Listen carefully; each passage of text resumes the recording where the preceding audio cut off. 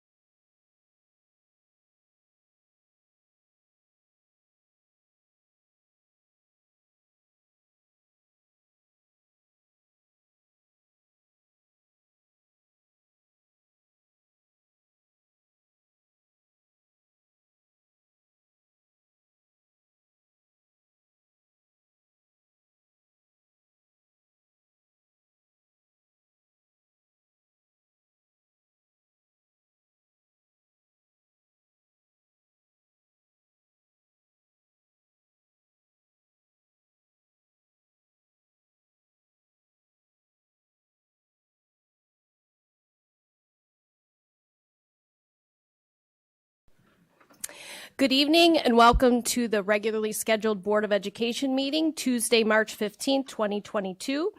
The board has been in closed session since 5:30 for items listed on the agenda. We have 6 board members present and 1 absent this evening. And I would ask that now we all stand for the pledge. I pledge allegiance to the flag of the United States of America and to the republic for which it stands, one nation, under God, indivisible, with liberty and justice for all. All right, so tonight we begin with the best part, and that is the spotlight and recognition of our students in schools. So to begin tonight, if I could have the National Merit finalists all come up and stand in the middle, please.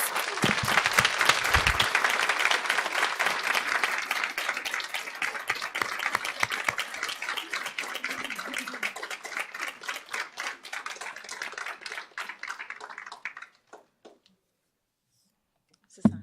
Yes, it's on. Hi. Congratulations. What an achievement and an accomplishment. You should be so proud of your time and your effort that you've put into your academics. And I know that your parents are ultimately proud of you too. So congratulations. We'll just go ahead and read the proclamation. Whereas the mission of the National Merit Scholarship Cooperation is to recognize and honor academically talented students in the United States, the NMSC is recognized throughout America as the most prestigious indicator of academic excellence. And whereas of the 1.5 million entrants, some 50,000 with the highest PSAT and MSQT selection index scores, calculated by doubling the sum of the reading, writing, and language and math test scores, qualify for recognition in the National Merit Scholarship Program.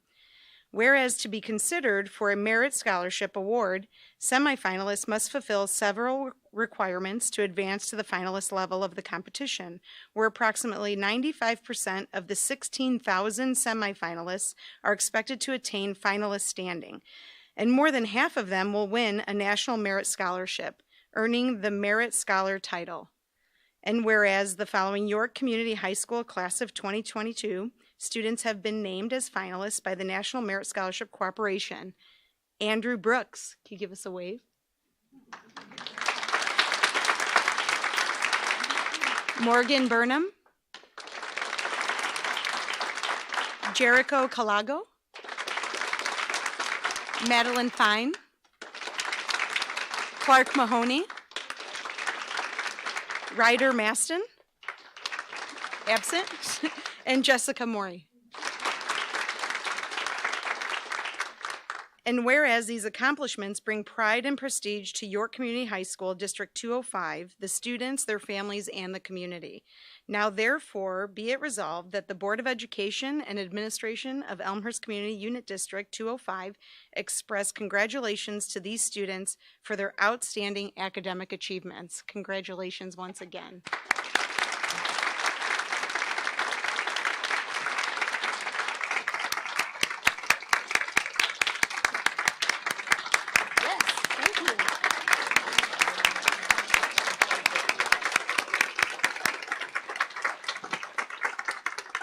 Thank you very much. If I can have you guys stay there, we're going to take a little photo and I'll get you your folders, okay? Andrew?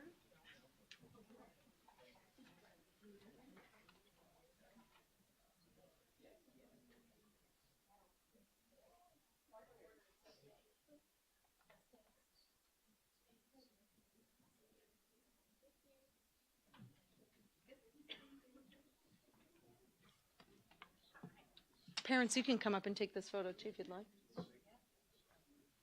They'll come in behind you. You go first, Ryan.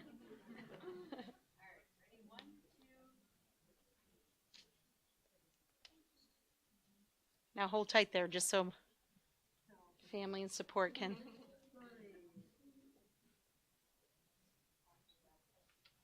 One more? Two more. It's a big day. Very good. Congratulations again, you guys.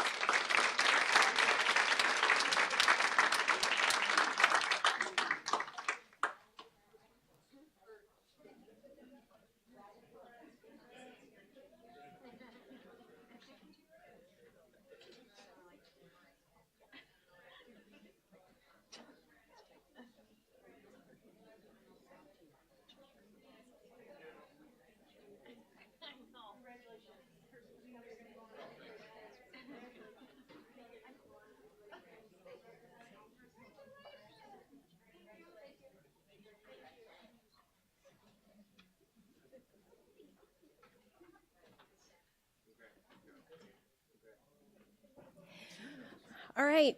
Next, we would like to recognize the York speech team, state finalists. So if those of the team that are here could come up to the middle, and Mr. Martin as well.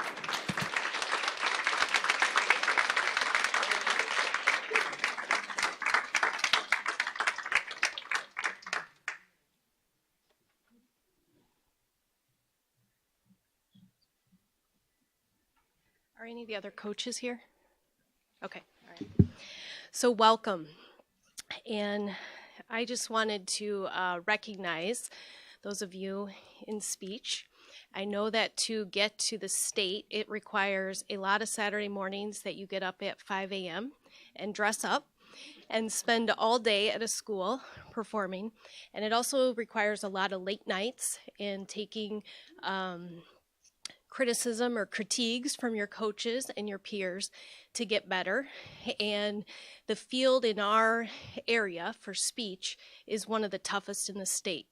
So it is quite an accomplishment to not just go to state, but also to place. So I want to really recognize what an achievement this is. And I also want to recognize Mr. Martin for building this program. How many years have you been here? 6. And the speech team in those 6 years has just boomed in participation and achievement, and your dedication is incredible to the students and your other coaches. I think most recently hearing you in my kitchen during the remote days of speech practice and how you worked with students to keep them performing and competing during, where the rules were changing and nobody knew what it was going to look like. You kept them inspired, and you're growing not just accomplished people on the speech team, but men and women. And I just want to thank you for your commitment. You drive a very long distance to come up here, and you work in the summer with them and really dedicate yourself to this team. So I want to say thank you to you as well, and the coaches, the rest of your coaches.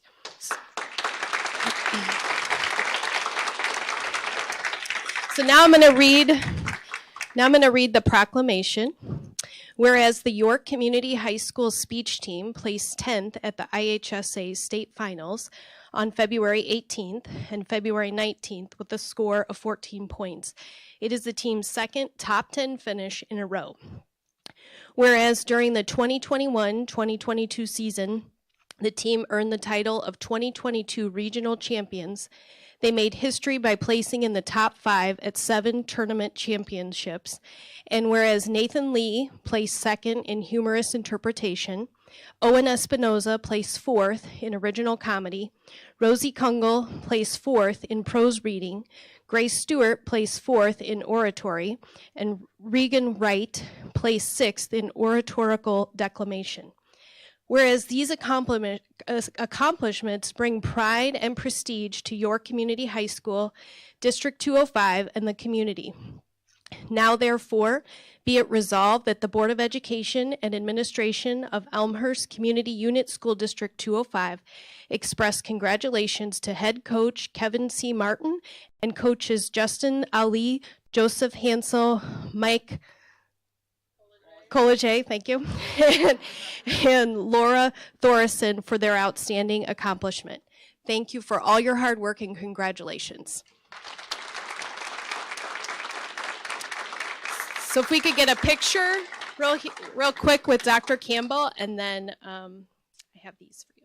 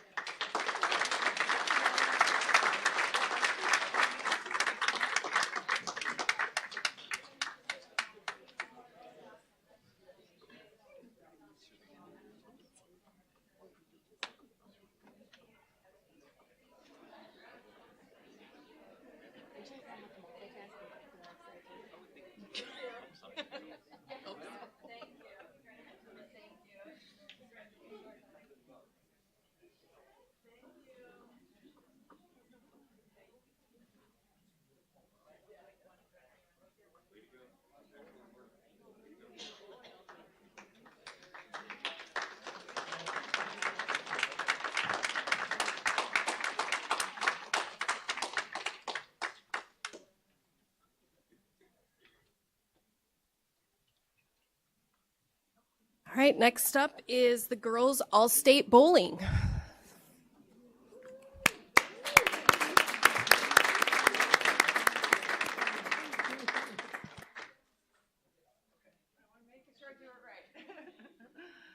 All right, Catherine. Well, congratulations. What an exciting accomplishment. I mean, I know for the girls bowling team, this is one of the best finishes York has placed in a long time.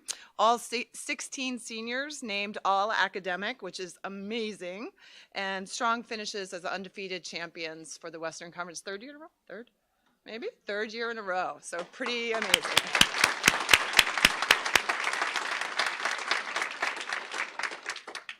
Whereas Catherine Savella, York Community High School senior, earned a medal at the Illinois High School Association Girls State Bowling Finals, finishing third in the individuals with a total pin count of 2,587, which is a 215.6 average over 12 games in 2 days.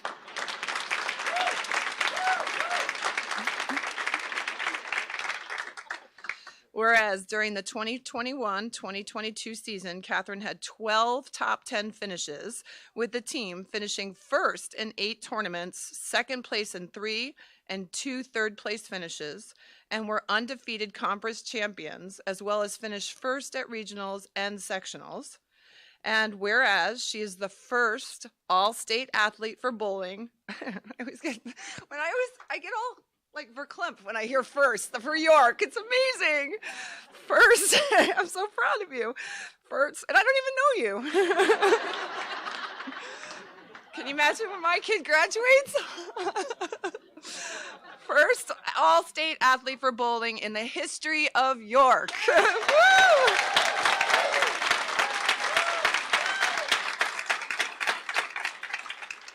And led the team to a 5th place finish, which is also the highest finish in York history. Whereas this accomplishment brings pride and prestige to York Community High School, to District 205, and to the community, now, therefore, be it resolved that the Board of Education Administration of Elmhurst Community Unit School District 205 expresses congratulations to Catherine Zavala, her parents, and faculty members Katie Turnbull, Jim Hedman, and Brian Poss for the outstanding accomplishment.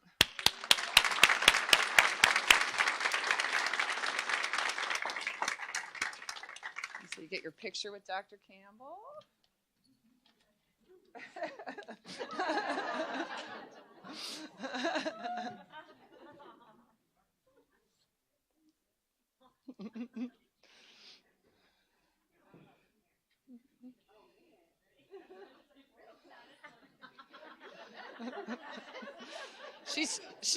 She's trying to make you look less short.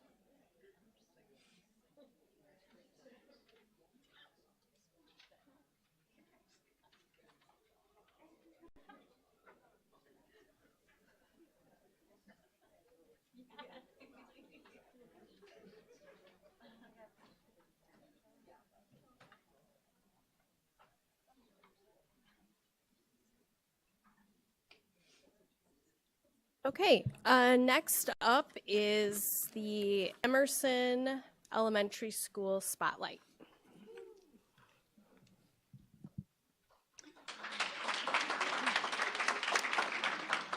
That's what I was waiting for. Good evening, everybody. My name is Shalene Delacry. I am the incredibly proud principal of Emerson Elementary. First of all, if they're still here, congratulations to those amazing students and their families. That is so incredible to be able to listen to and hear before we present.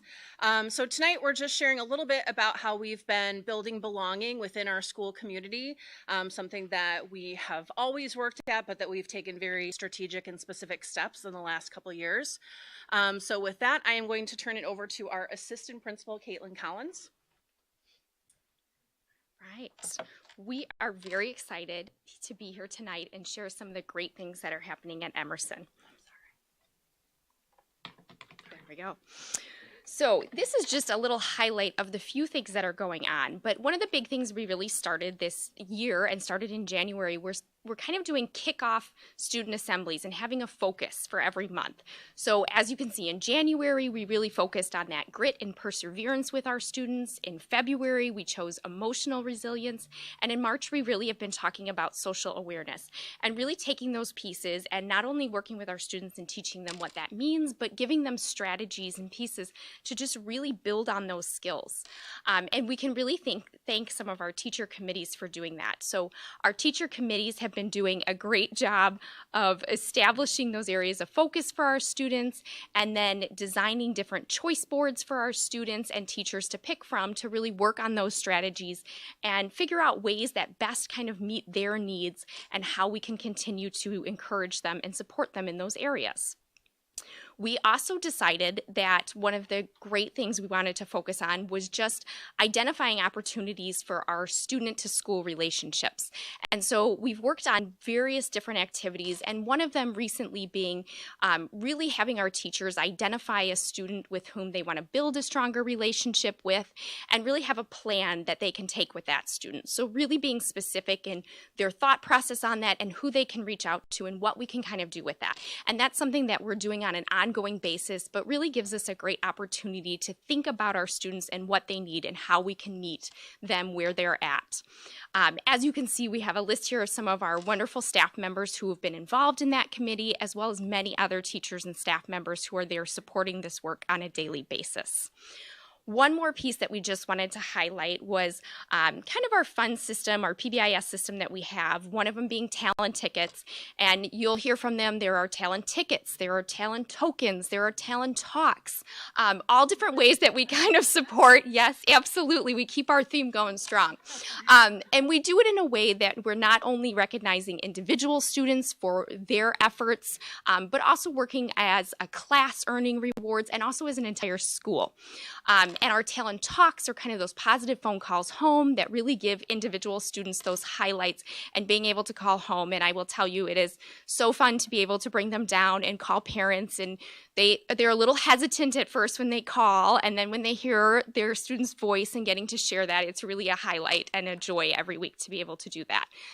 But one of the other pieces we've been really working on is just a recognition system for all of them and really even targeting those monthly themes and when we're seeing those and when they're exhibiting those actions to really encourage that and give those tickets, which of course leads to a good competition of what grade level wins and what school-wide reward they get to pick for us each month. So it's been a really nice, fun way, and they come up with some really creative ideas and thoughts of what we can do as a school. So it's been really fun to be able to see just a few of those highlighted pieces there. So now I'm going to turn it over to Katie Brock, our social worker. So, I don't know, this is a video. So our amazing librarian came up with a video of interviewing students and asking them what they need from staff. And there's a lot of creative answers. Appreciate my differences. Ask kids about their hobbies. I like dinosaurs. Hear about all the students. Appreciate me. Get to know me. Care about me. Appreciate me for what I bring to Emerson. Love me. Love everybody. Be yourself. Be kind to everyone. Get to know me. Appreciate me. Love me. Be yourself and love yourself. And read Sisters. Care about me. Have kindness in your heart. Appreciate my differences. Don't forget to love everybody.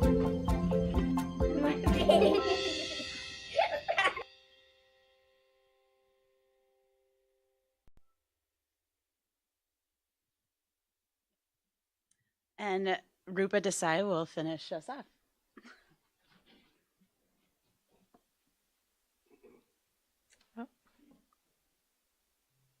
Okay, so in keeping with that theme and as a way to continue to build on appreciating and loving our students, we are planning activities to increase our knowledge of individual student needs in order to build a sense of belonging through strong relationships with them. So we create these activities that celebrate our sense of community and our understanding of one another as members of our school community.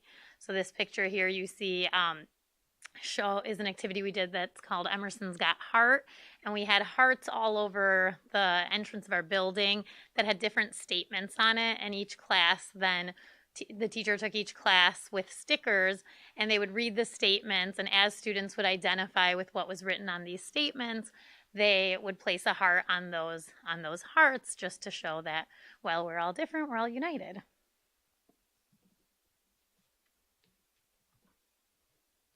So as it says in our school mission statement, we want to be sure that we provide for the individual needs of our students, and we are doing that by allowing our students to identify as themselves and identify with one another in order to build a stronger Emerson community. Thank you very much for your time tonight.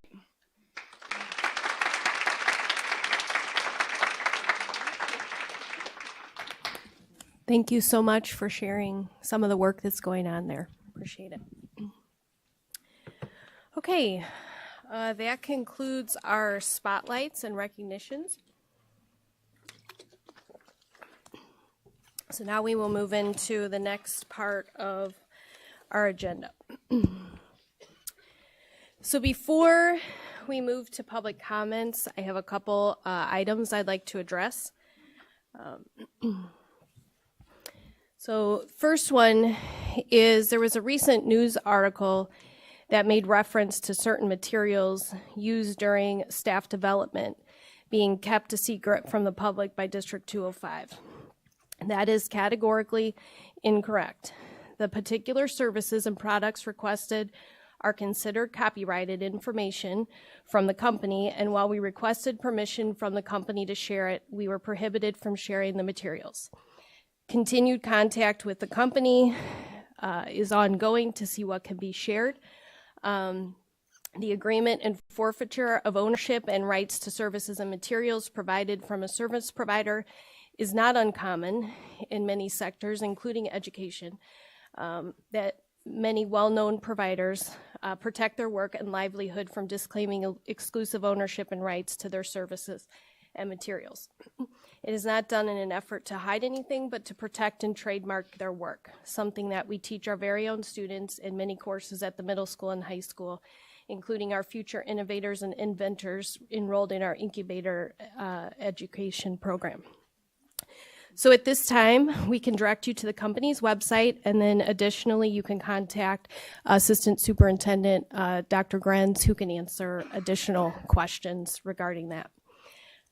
Secondly, I wanted to take some time to address some curriculum issues that have been brought forward.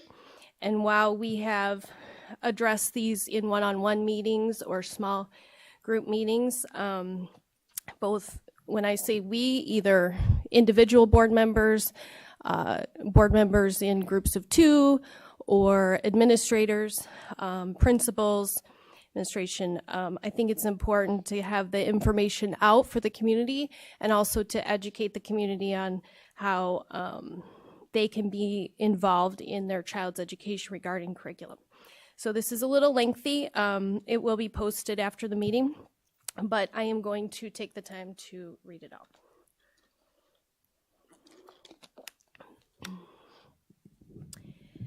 Since last July, questions have been raised by members in our community regarding curriculum and instruction in District 205. And while there is much to read about online in other districts, the most important work for us as a community is what is happening here in Elmhurst Community Unit School District 205. In order to provide our students in District 205 an education that teaches them how to think, not what to think, we continue to value rigorous learning, fostering an understanding of different perspectives, and nurturing respect for one another, even when the conversation is difficult. The Board of Education and the administration take the concerns raised by students and parents seriously and have spent countless hours listening and looking into any concerns brought to the Board of Education and administration regarding curriculum and instruction. The following points of oversight action have been communicated with individuals we have met with, but should also be noted publicly for our community.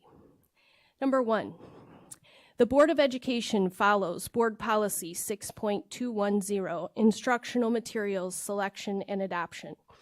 Every fall, course proposals or course changes are brought to the board for review and must be approved before moving forward. Every spring, any new instructional materials are presented to the board and are then made available for 30 days for the community to review before coming to the board for final approval. Currently, new instructional materials being considered for the 2022-2023 school year are on display in district office, and new this year, they are available to view online. Feedback forms can be completed online and submitted through the website. Number 2, the Board of Education has ensured there is a process in place for students and families who would like to share objections or concerns with any curriculum, instructional materials, or programs in accordance with Board Policy 6.260, complaints about curriculum, instructional materials, and programs. That process and form has been shared with individuals who have raised concerns and is available on the district website as well as with our school principals. To date, no objection forms have been submitted. Number 3, the Board of Education takes complaints regarding individuals brought forward seriously. Those shared by students or community members have been looked into, including recent complaints brought forward alleging actions of 5 named individuals. 4 of the names brought forward are not employees of District 205. And while we want our community to know due diligence has been completed regarding any complaints brought forward, the law does not permit us to discuss personnel matters publicly. Number 4, the Board of Education continues to regularly review board policies and makes updates based on recent law changes and/or to reflect current realities.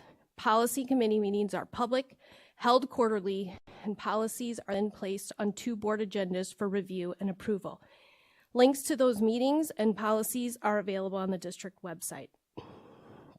Number 5, the Board of Education negotiates with its employees to ensure a curriculum night is provided each year where the curriculum and class expectations are shared with families, and parent-teacher conferences are offered to ensure at least one structured opportunity for parents to communicate with teachers about their student and class content. Number 6, the Board of Education is responsible for adhering to Illinois School Code, which includes what is to be taught in Illinois public schools. All Illinois mandated units of study are available online at isbe.net. Complaints regarding current requirements for Illinois public schools should be directed to either the Illinois State Board of Education or our local representatives, which 2 examples are State Senator Susie Glowiak or Representative Deanne Mazzocchi. Number 7, the Board of Education supports a rigorous and robust learning environment at York High School for our 2,800 students with varying values, needs, interests, and goals. Numerous course offerings are available within each academic department that both meet graduation requirements and electives that allow students to explore areas that are meaningful to them. This includes a robust offering of college-level courses, which include advanced placement classes, whose curriculum is dictated by the College Board. Information on their requirements is available on collegeboard.com. Number 8, the Board of Education has allocated resources to ensure families have opportunities to make informed choices and have conversations regarding coursework. Course offerings and syllabi are available to students and families online.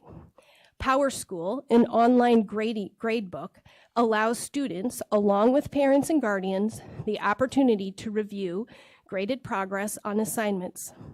Tech resources such as Google Classroom provide opportunities for parents and guardians to review with their students the materials and assignments in a class. It is important our students and families have information to make informed choices. Number 9, the Board of Education continues to value rigorous discussion across our hundreds of classrooms that provides an education that is rich in the how to think and not what to think. Board Policy 6.80, the teaching of controversial issues, allows for rigorous discussions. Students or families who have concerns about a discussion or an assignment can contact the teacher, the department chair, the principal, the superintendent, or the Board of Education. We, as a team of 7 volunteer community members, superintendent, and administrators, will continue to be vigilant in spending time on any concerns brought forward. We will also not let fear hinder us from having hard conversations in our classrooms and at the board table in order to support growth for all students. District 205 community, I want to thank you for the value you place on a rigorous education and for the values you teach your children at home that empower them to courageously and respectfully learn and explore. We are incredibly grateful to live in a community that comes alongside our public schools and supports each other as we educate over 8,000 individual and very unique students each and every year. Thank you.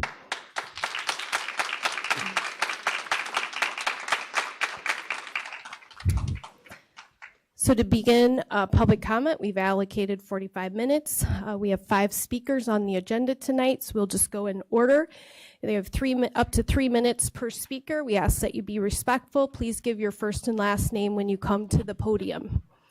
And with that, I will turn it over to the board secretary to call speakers. Elizabeth Collins.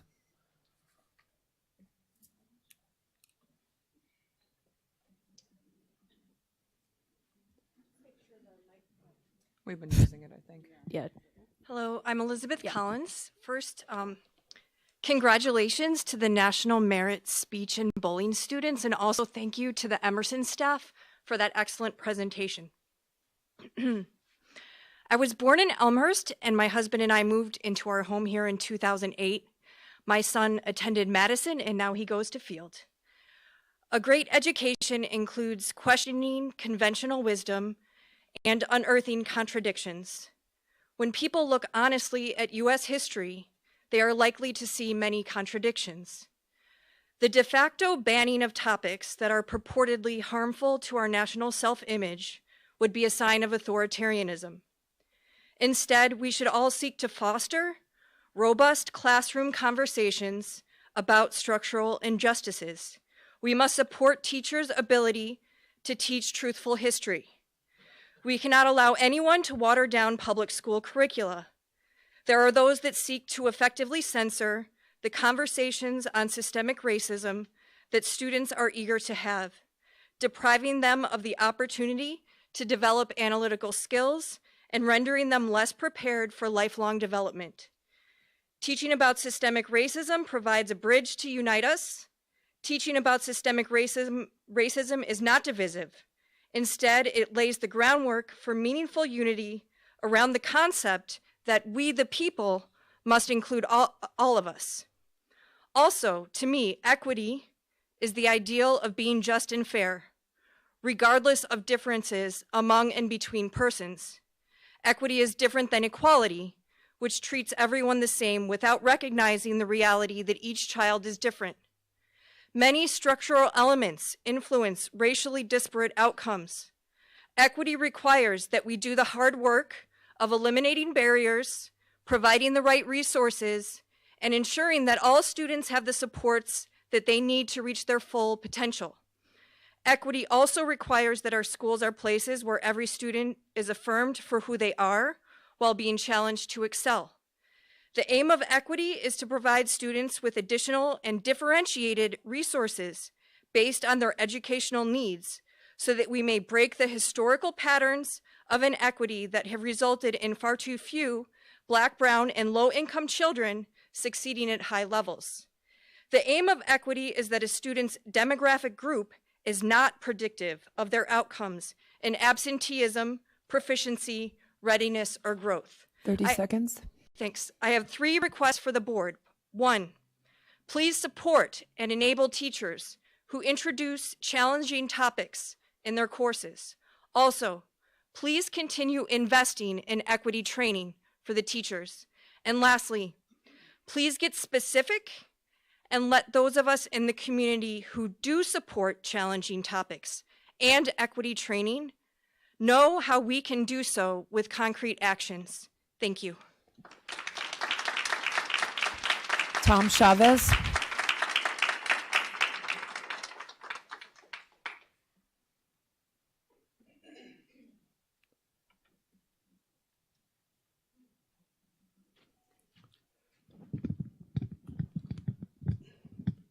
I'm going to jump right to the middle of my discussion tonight. But first, I want to just say nobody affiliated with me or EPIC has ever called for book banning or book burning or preventing teachers from presenting the full scope of American history, including talking about difficult topics such as slavery, the Civil War, Reconstruction, racism, and Jim Crow. What we are against is educators teaching our children that the United States is an oppressive regime that is still today fundamentally defined by systemic racism. In certain ideological circles and in District 205 curriculum, that is certainly a viewpoint that is being posed on children. Those who continue to say that Tom Chavez or EPIC is anti-teacher or afraid of history are simply not telling the truth. End of story. At the last board meeting, I revealed to parents and stakeholders in the district that Assistant Superintendent Grenz had approved the purchase of a teacher training program called Corwin Deep Equity. The cost of the program was $46,000. For those paying attention, Corwin Deep Equity is yet another piece of evidence that suggests District 205 is indeed teaching critical race theory and the principles of it in our schools. The core premise of the Deep Equity program is white people are collectively bound and unavoidably complicit in the arrangement of dominance that has systemically favored our racial group over others, and that student achievement is suppressed by white privilege. That's in the Corwin material if anybody wants to go dig for it. After the Corwin program was revealed publicly, the Elmhurst Patch newspaper requested to view a copy of Deep Equity through the Freedom of Information Act. The district rejected the request on grounds the information is proprietary or secret. I think the vast majority of parents in District 205 will be very interested in knowing exactly how teachers who interact with their children for 8 hours a day are being instructed to teach pedagogy to their children. Should the Board of Education allow for use in our schools teaching and instructional materials purchased through a third-party vendor that require parents to be kept in the dark?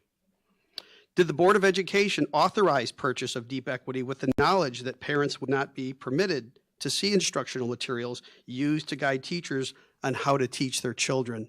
It just doesn't hold water. 30 seconds. Are there other vendors in the district who work that do not allow educational materials that are peddling to schools to be shared with parents? The weight of transparency and full disclosure around curriculum and pedagogy ultimately falls squarely on the shoulders of the school board and more specifically Board President Caforio. Meaningful community outreach about a problem that has been festering since last fall has been non-existent. 3 minutes, thank you. Paul Garino.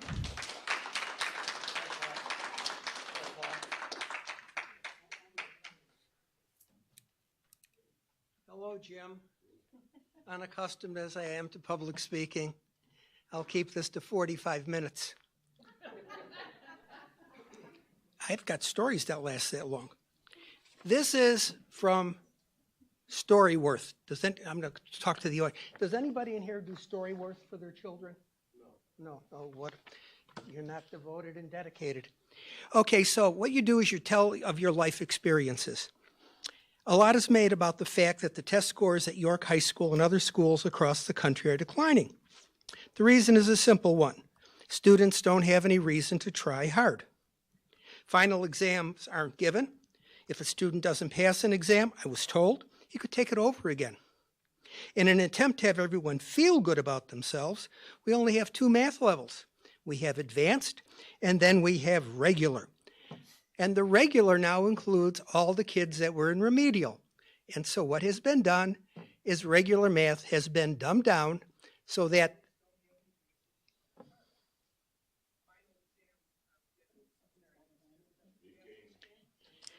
your grandmother taught at College of DuPage for probably 20 years. She was hired to teach computer science and math. When the department chair found out that she had experience in the elementary and junior high schools, they asked her to teach remedial math. She taught 0, 5, 0.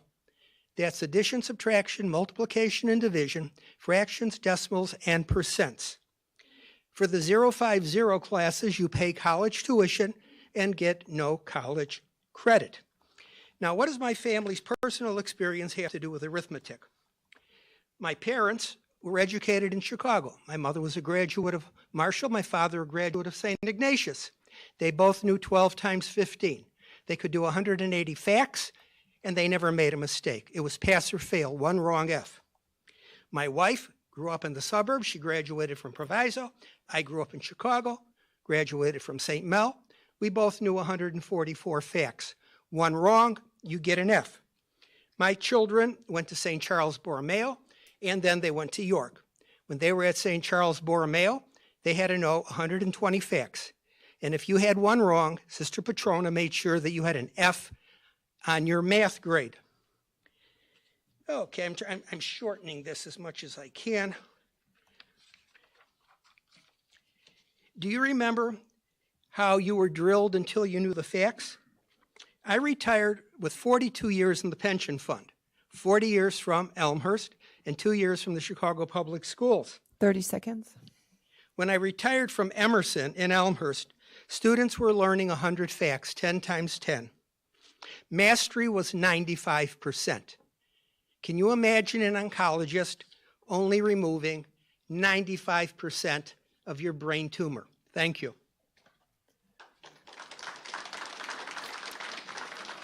Jennifer Lucas.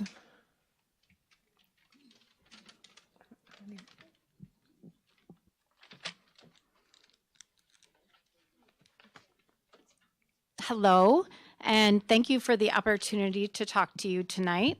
My family, my name is Jenny Lucas, and I have a freshman and a junior at York High School. Our family moved here in 2015 from a socioeconomically, ethnically, and religiously diverse community in Wisconsin. We have family that relocated to Elmhurst, and we wanted to be closer to them.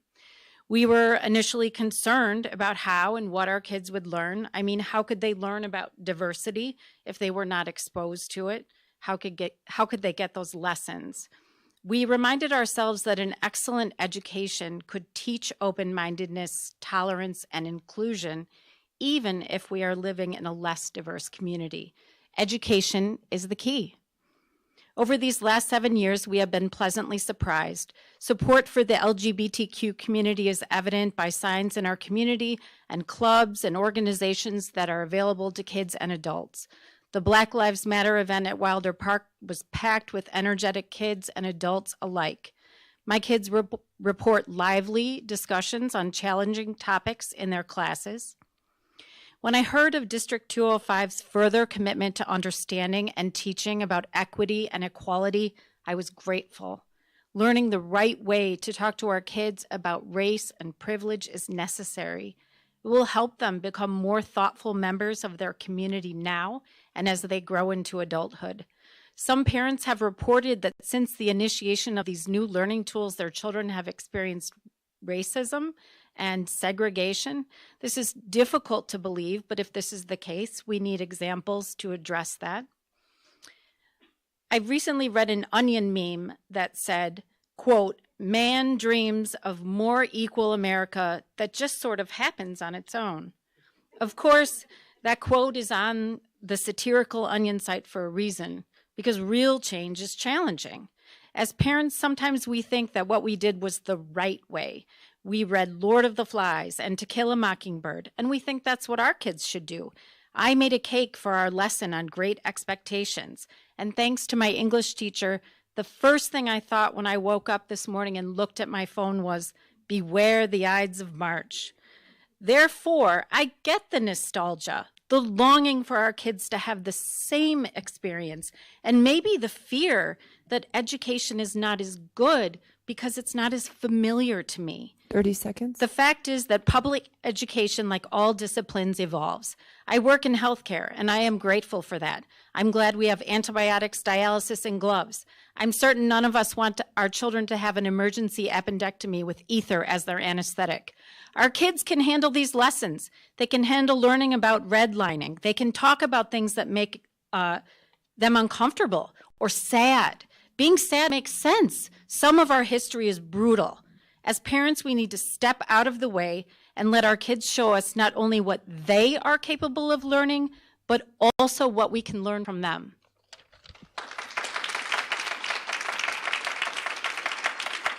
Iona Fernandez.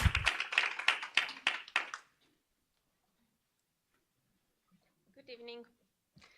My name is Ioana Fernandez, and I am the parent of 2 kids at Jefferson Elementary and Bryan Middle School.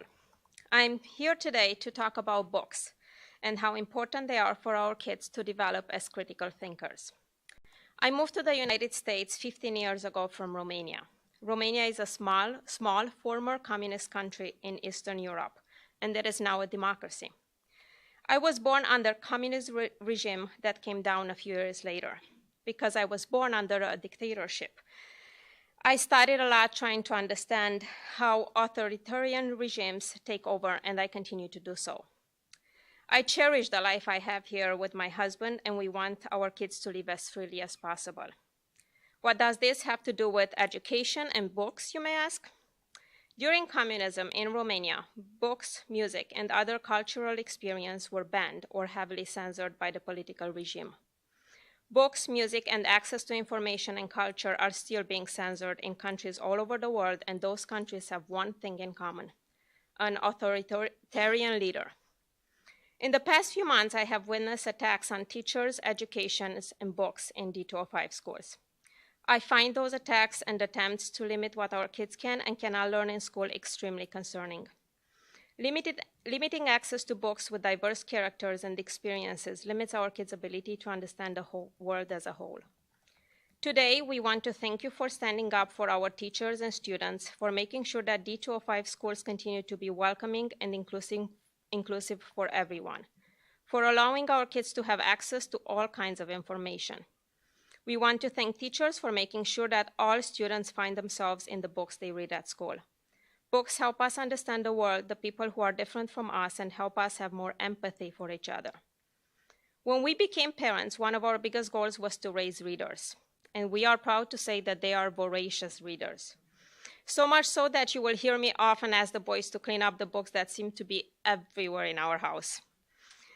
We encourage all types of books, but the books with sensitive or controversial subjects or characters make great family conversations. Our kids, 9 and 12, are able to ask questions and try to find solutions for what is happening in Ukraine. They see different family configurations as beautiful families, have a very diverse set of friends, and have big, crazy dreams for when they become adults that involve living in a ninja house and inventing the next greatest gadget ever. 30 seconds. They are amazing kids, and we believe that the great education they receive in Elmhurst Public Schools is helping them become the best version of themselves. As parents, we will continue to advocate for schools where everyone is seen, welcome, and supported. Public schools are for everyone, and everyone should have full access to everything they need to become who they are meant to be. Thank you for all your work in making our schools welcoming for everyone.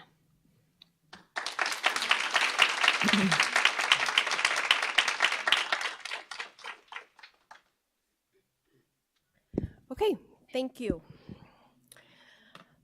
We will now move on to the next portion of the agenda, which is approval of board meeting minutes. And I just want to remind everyone, the board doesn't respond to public comment at this time, but we follow up as needed with the people who spoke. So thank you for that. All right, approval of board meeting minutes. Item A, approval of regular board minutes, February 8th, 2022 and February 22nd, 2022. Are there any changes to those minutes? Okay, then they stand as presented. Item B, approval of closed session minutes, February 8th, 2022, February 22nd, 2022. Those stand as presented. All right, the next item, we have 2 reports and presentations tonight. The first one will be on student growth and achievement highlights, which is a continuing conversation. It is always at the forefront of the board's work, but particularly in the pandemic, we want to be even more focused on what our students need to improve their outcomes after the pandemic. So with Thank that, you. I will turn it over to Dr. Grenz to do the presentation. Thank you. Good evening, everyone. Thank you for your time and attention. This year, all students in kindergarten through 8th grade have participated in 2 administrations of the NWA MAP assessment. One was in the fall, and we also just finished one in the winter. As a reminder, the MAP assessment is a standards-aligned, computer-based, and it's an adaptive assessment. It takes approximately 45 minutes for our students to complete. That time varies by each individual student. The assessment is only one measure that we take and utilize to understand our students' learning in elementary school as well as in middle school. This evening, I'm going to provide you with an overview of some of our student performance on the winter assessment that we just finished with NWA MAP. And then we were also going to be looking into several reviews of key performance indicators for grades 9 to 12 in areas such as course success, as well as early college coursework. Part 2 of the presentation will focus in on what we are calling next steps to maximize impact. We'll talk a little bit about the launching of the school improvement process, some of the data that we are looking at this year, as well as some of the data we are starting to gather in preparation for next year. Before I start, I do want to share a few updates and some shared awareness. The key performance indicators that you're hearing tonight all appear on the Illinois State Board of Education, or I should say some appear and have correlation on the Illinois State Board of Education's ISB school report card. So that report card is what we all are familiar with in terms of our school's overall summative designation. But before we look into that data, I wanted to share with you a little bit of an update as it relates to ISB and some of the data that they will be looking at in the future as well. So on the current ISB school report card, you will find data related to English language arts, math proficiency, 9th graders on track, also known as freshmen on track, chronic absenteeism, etc. But this past February, just recently, ISB also introduced what they are calling the Equity Journey Continuum. This is an informational tool for districts to track their progress toward closing gaps in student achievement, opportunities, and supports. Through considerations of equity, the tool is designed to provide analysis on a continuum of district-level data points. A lot of this data that you will see and hear about is already collected by ISB, and it's intended to support the work of identifying opportunities for student access and improvement of the outcomes for our students. So you see on the board there are 3 categories that ISB is looking at as it relates to this ISB Equity Journey Continuum. And the reason I'm bringing that to your attention is this data, as it is being reported through the Equity Journey Continuum, will also show up on our school report card starting in October of 2022.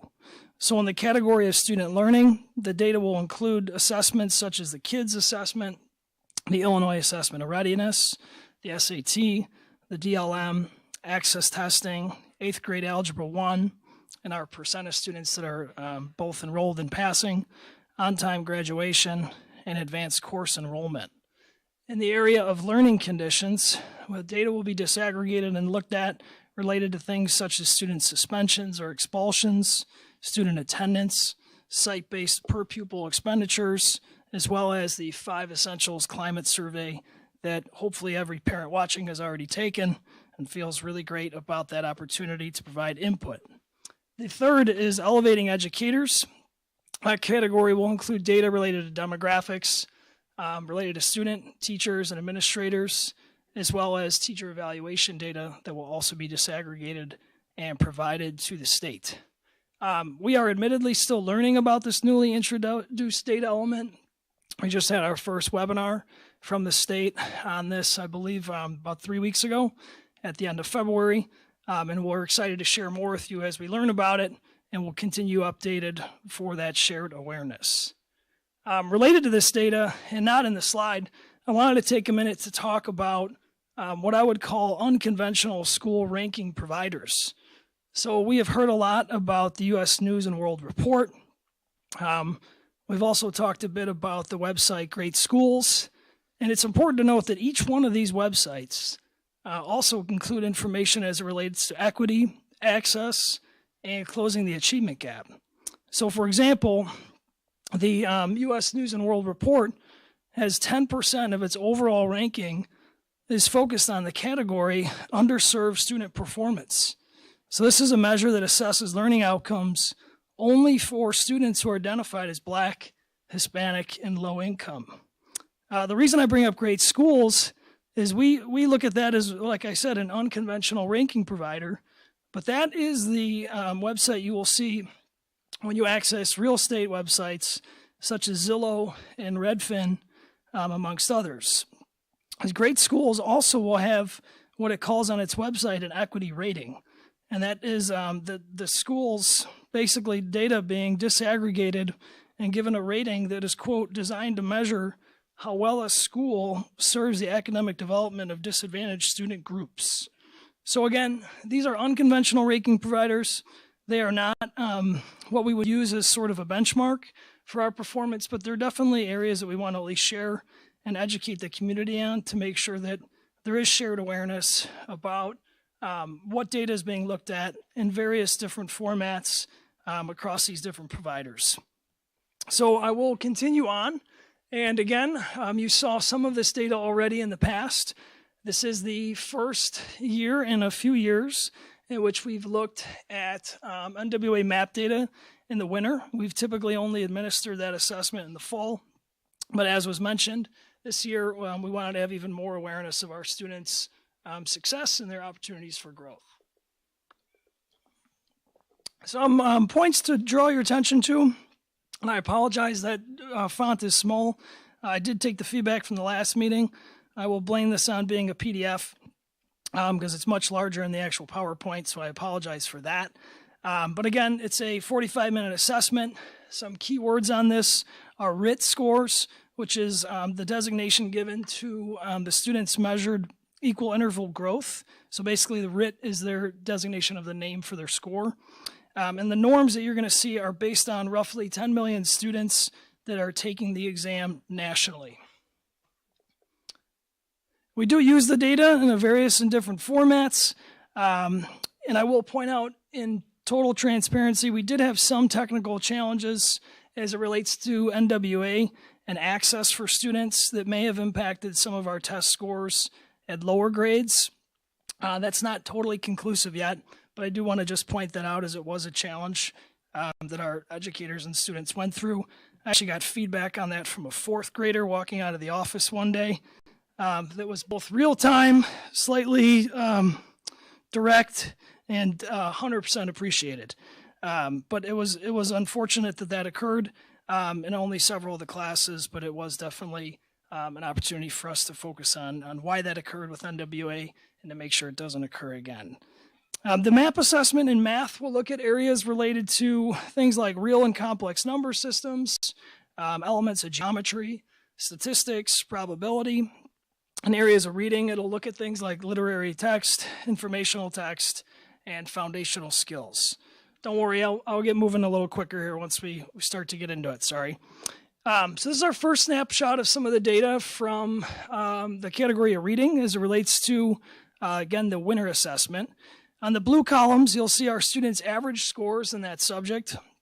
Overall, we are seeing positive growth in the mean RIT scores. So each one of those grade levels on that row will show you their mean RIT score. We did include the fall column for you to see where our students started, and then also the winter to see the growth as it relates to those individual RIT scores. In the orange column, you will see that our students are consistently performing well above the national average, as evidenced by that national percentile. And then in the far right purple column, this is where we draw a little bit more attention and dig deeper into with additional data points. You will see the overall percentage of students whose end term RIT scores either met or exceeded their individual growth projections from fall to winter. So that percentage again is the percentage of students whose end term RIT scores, so at the end of that winter assessment, how many and what percentage of our students met or exceeded their individual growth projections from the fall to the winter. Again, those projections are targeted by NWA. They give us an understanding of what projection our students should achieve, and that's helpful for us to, again, dig deeper into and to see where and why and how our students are growing. I do want to point out that our kindergarten students showed an overall increase in RIT and their national percentile. Other grades did as well, but I want to highlight that as they had the highest percentage of students meeting their growth expectations in reading. This data is disaggregated by student groups, allowing for an examination of students and their rate of growth from fall to winter. The three subgroups you will see in front of you are students divided out as between the green and the blue. Being the green are that student group. The blue is the remaining peers from that group. The three subgroups you see are students with an individualized education plan on the left. Those are the two columns you first see. Our English language learner students in the middle, low income on the third from left, and on the far right you will see that data disaggregated by gender. You'll see in each of the subgroups the projected growth is not largely discrepant from those peers again who are displayed in the blue from subgroup to subgroup. This next slide contains the RIT growth for our students based on their projected growth from national norms, again, established by NWA. For example, you'll see that there's an estimate of how many points our students are expected to grow from the fall to the winter. So as the key points out, the diamond shape is meant to be the grade level norms of where our students are projected to grow, and the actual columns show the observed growth. The expected points that our students are anticipated to grow based on NWA range from kindergarten. Our students are expected to grow 9.63 points, again, from the fall to the winter. And it goes in a decreasing fashion up to 8th grade, in which our students are expected to grow 2.51 points from fall to winter. Kindergarten, again, showed an overall increase in the RIT in their national percentile here, as they had the highest percentage of students meeting their growth expectations. That's displayed by that blue column, again, surpassing the diamond.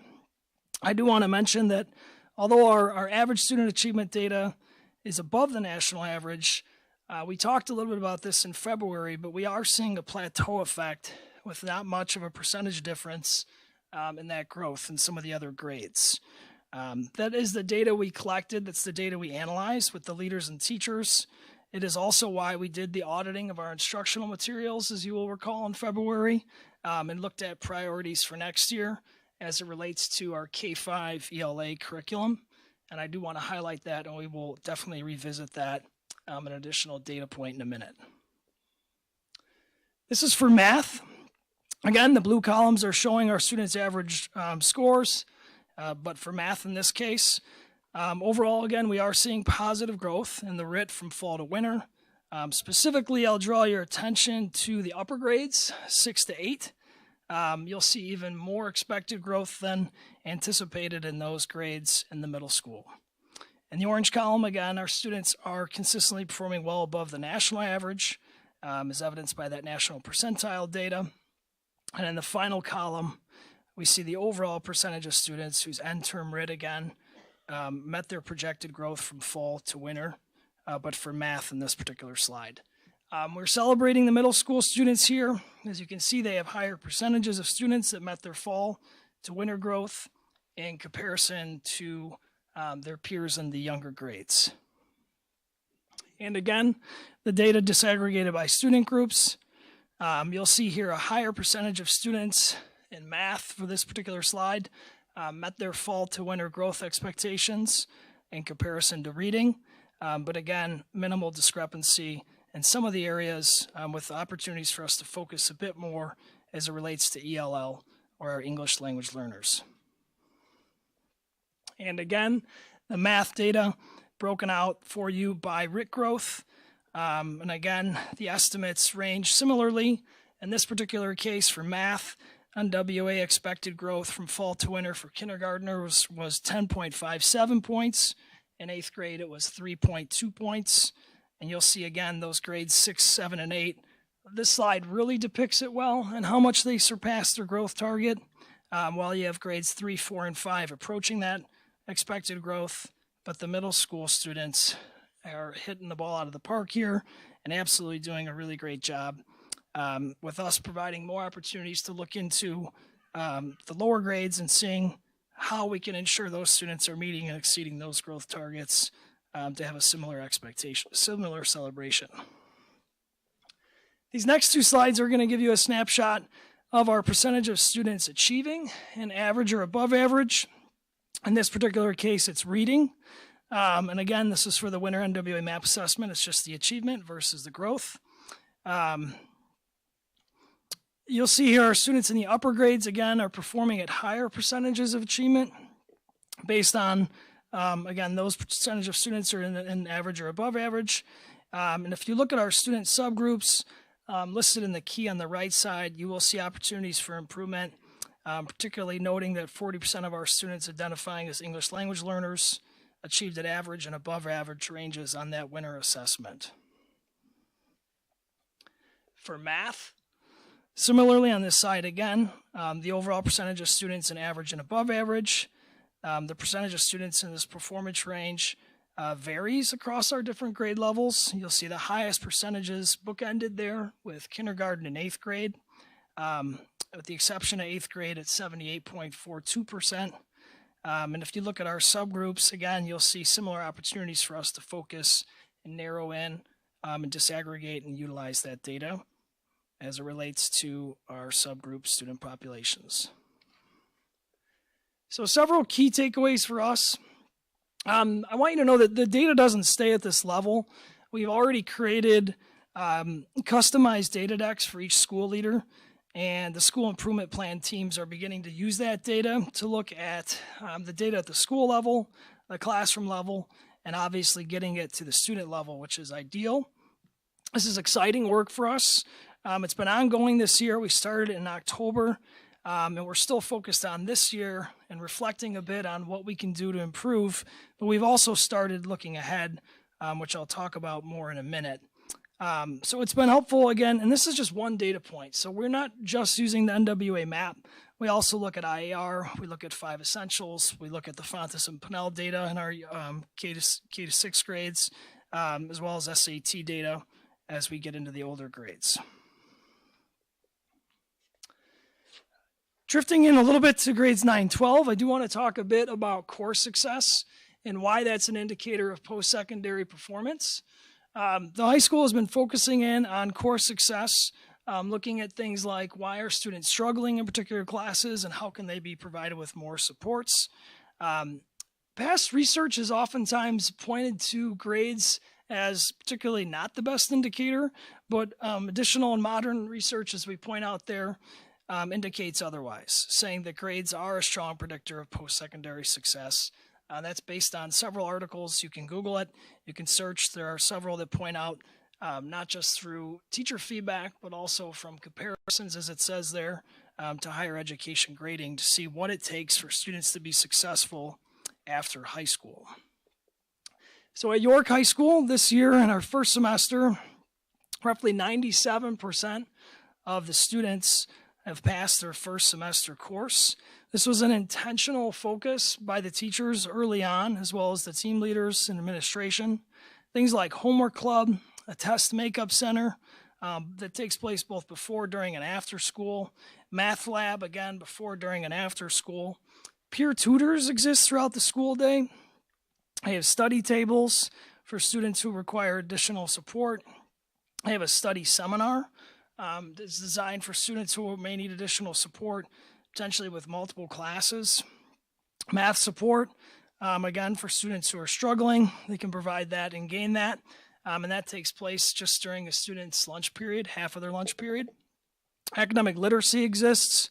That's a class, again, for freshmen and sophomores to strengthen reading skills.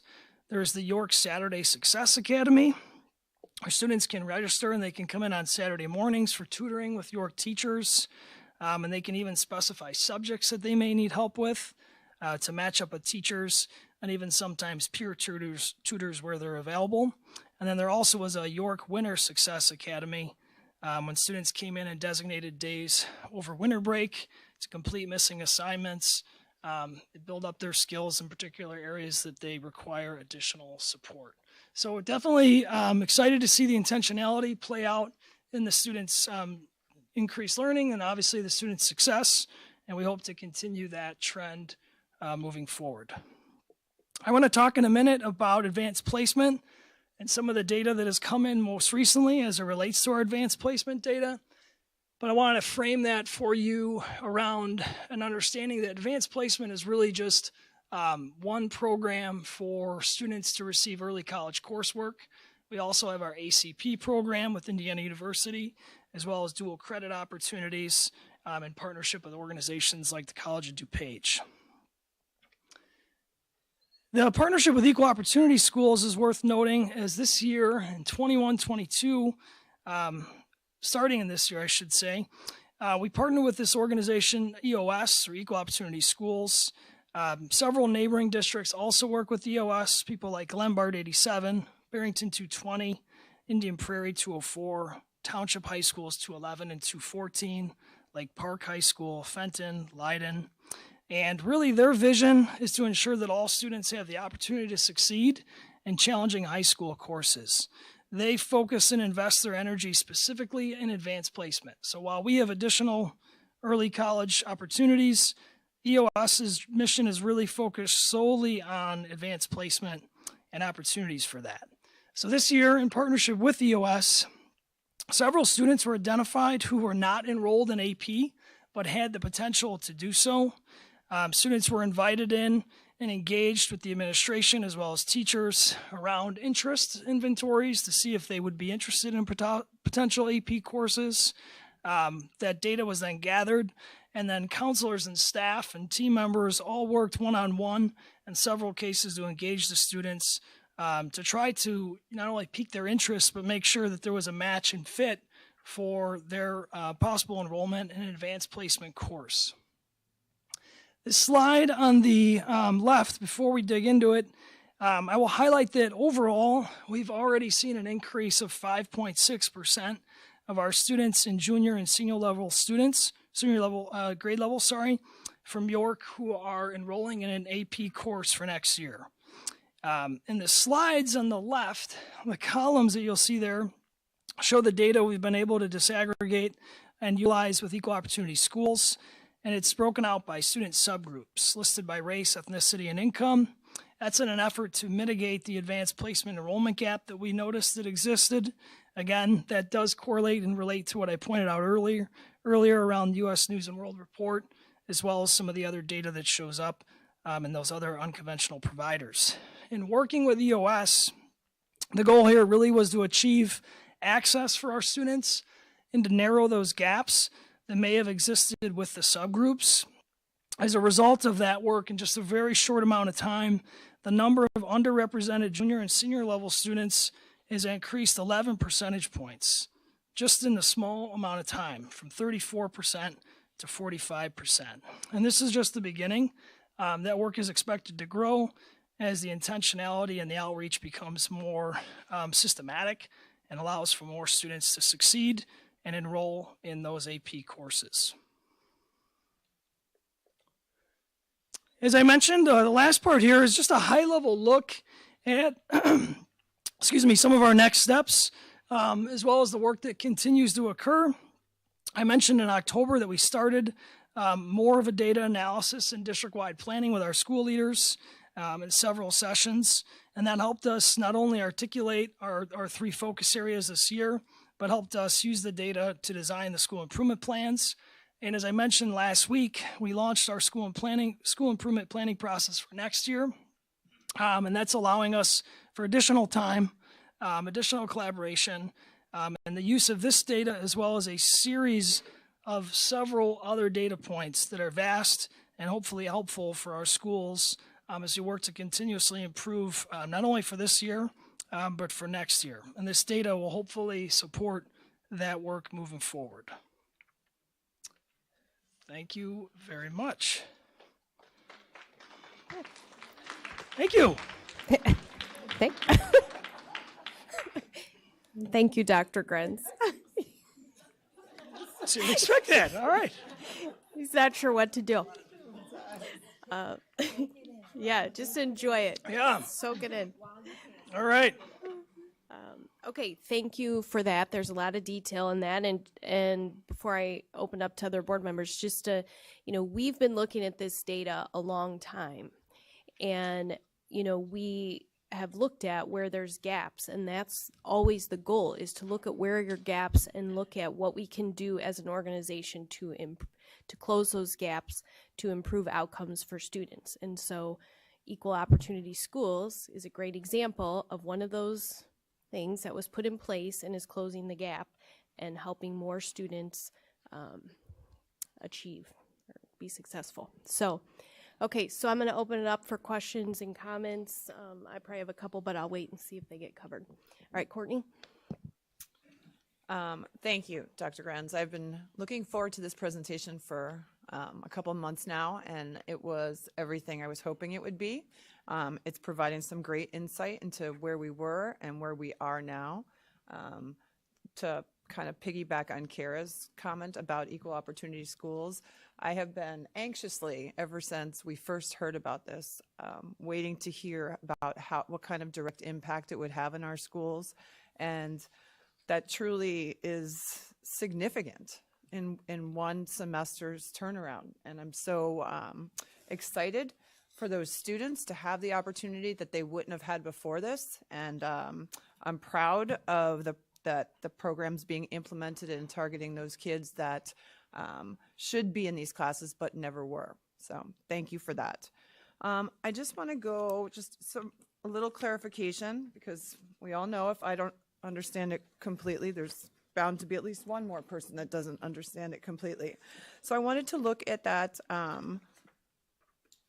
the percentage of students meeting the growth expectation in either reading or math. It doesn't matter to me which one you look at from there. Yeah, so that column there.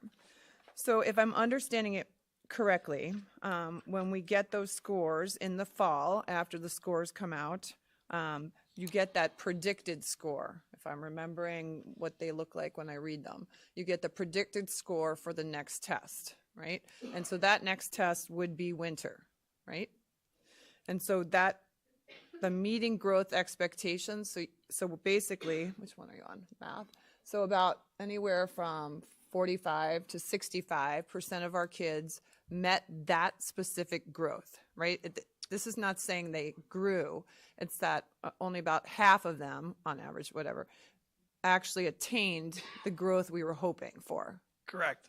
So if you look at 8th grade for math, 67.2% of our students met or exceeded their individual growth projections.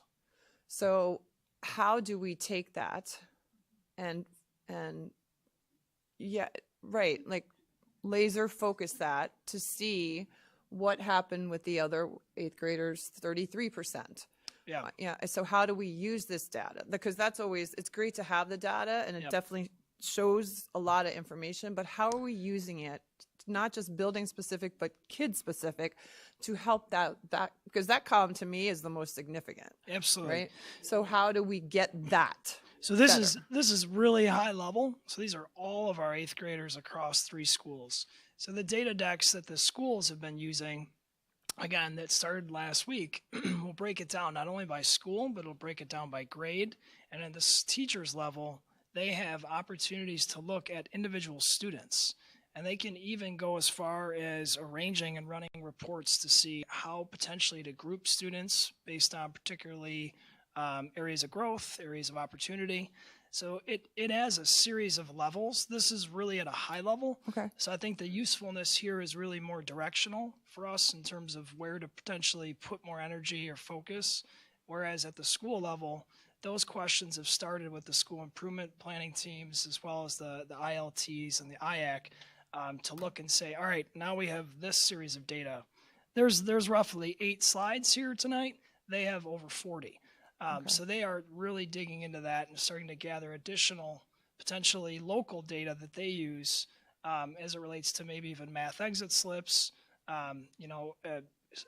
related exit slips, but also like unit exams that relate to the Eureka program. So there's a series of next steps that need to happen, but the data does become more granular as we get more into the work at the school level. So that's great. And that's really great to hear that the teachers are really seeing something detailed to the students in front of them. So will it drive what their spring learning looks like leading up to that May testing period? I think it helps inform. I don't know if I would say it necessarily drives it. We do want to emphasize, again, the NWA map is just one assessment. Absolutely. And we haven't done this in the winter in the past, so that's also a nuance for us this year. This is actually the first time in several years we've had that fall to winter growth. So even in trying to present this evening and decide, what's applicable and helpful for you to see, it's a little challenging to see without a winter to winter. But next year that might change based on when these administrations of the assessments fall. So I think the short answer is yes, it's informative, but it's not necessarily the only directional compass, if you will. Because math is one of those. Well, it's off the top of my head the one topic that I'm concerned about that lack of growth, because it's the topic that doesn't stop. Like, they're going to teach the next subject the next year, right? That you have to build upon. And if only about, on average, half of our students are growing, I'd be interested to see what, May looks like, and then how we kind of expand these out over the next couple testing cycles. That column is worth noting, and it's hard to frame this without direct reference, but technically, NWA map will tell us 50% and over is great. So when you're in the 50% range, you're doing a great job. Obviously, that's not something we're settling with, but you'll see even in that slide, that's not the case in every one of our grade levels. So we are definitely focused in making sure that we have a continuous improvement mindset. And again, that data planning now in March is definitely way ahead of the game than we were with the challenges of COVID last year and not being able to really do this work at the level of depth that we're doing it now. And thank you. I'm excited about it, to be able to break it down so individually as to by students. And then any insight as to why it seems like that first, second grade, both in reading or math, are kind of not really growing as much as we, like on the other charts, the diamond ones. Looking at that second graders. So we don't have the winner from last year to see where those students were at. We've looked at several areas in which the percentile rankings are also slightly lower, and it seems to be on a consistent basis. So some of our next steps is to look and see, is that the case nationally? If so, where? Is that the case, longitudinally? So do we have that going on in past years? Was that the case in the fall? Was that the case in the fall of 2019? Because that's typically this test was really taken in the fall only. So we're doing a little bit of nuanced data use, as we haven't had fall to winter in the past. But that's definitely an area of focus as well. Yeah, and then I just wanted to give a big shout out to all of the student supports that are being offered at York to help our students succeed. I mean, these are things that our teachers and, the building administration is putting into place, but the students are the ones stepping up and going there on the weekends and going during breaks and, going during their lunch and reaching out to tutors. And so I think it's just a great platform to help students succeed, not just about a grade, but about kind of, we talk about anxiety in students and depression in students, and that builds up if they're failing, right? Like that's an incredibly anxious thing. So to have all these supports in place to help them succeed, not just in a test score, but also, kind of mentally, mental health wise, it's truly a big shout out to everything going on there. Okay. Can I just Beth, say one yeah. thing to piggyback on what Courtney was just saying about that?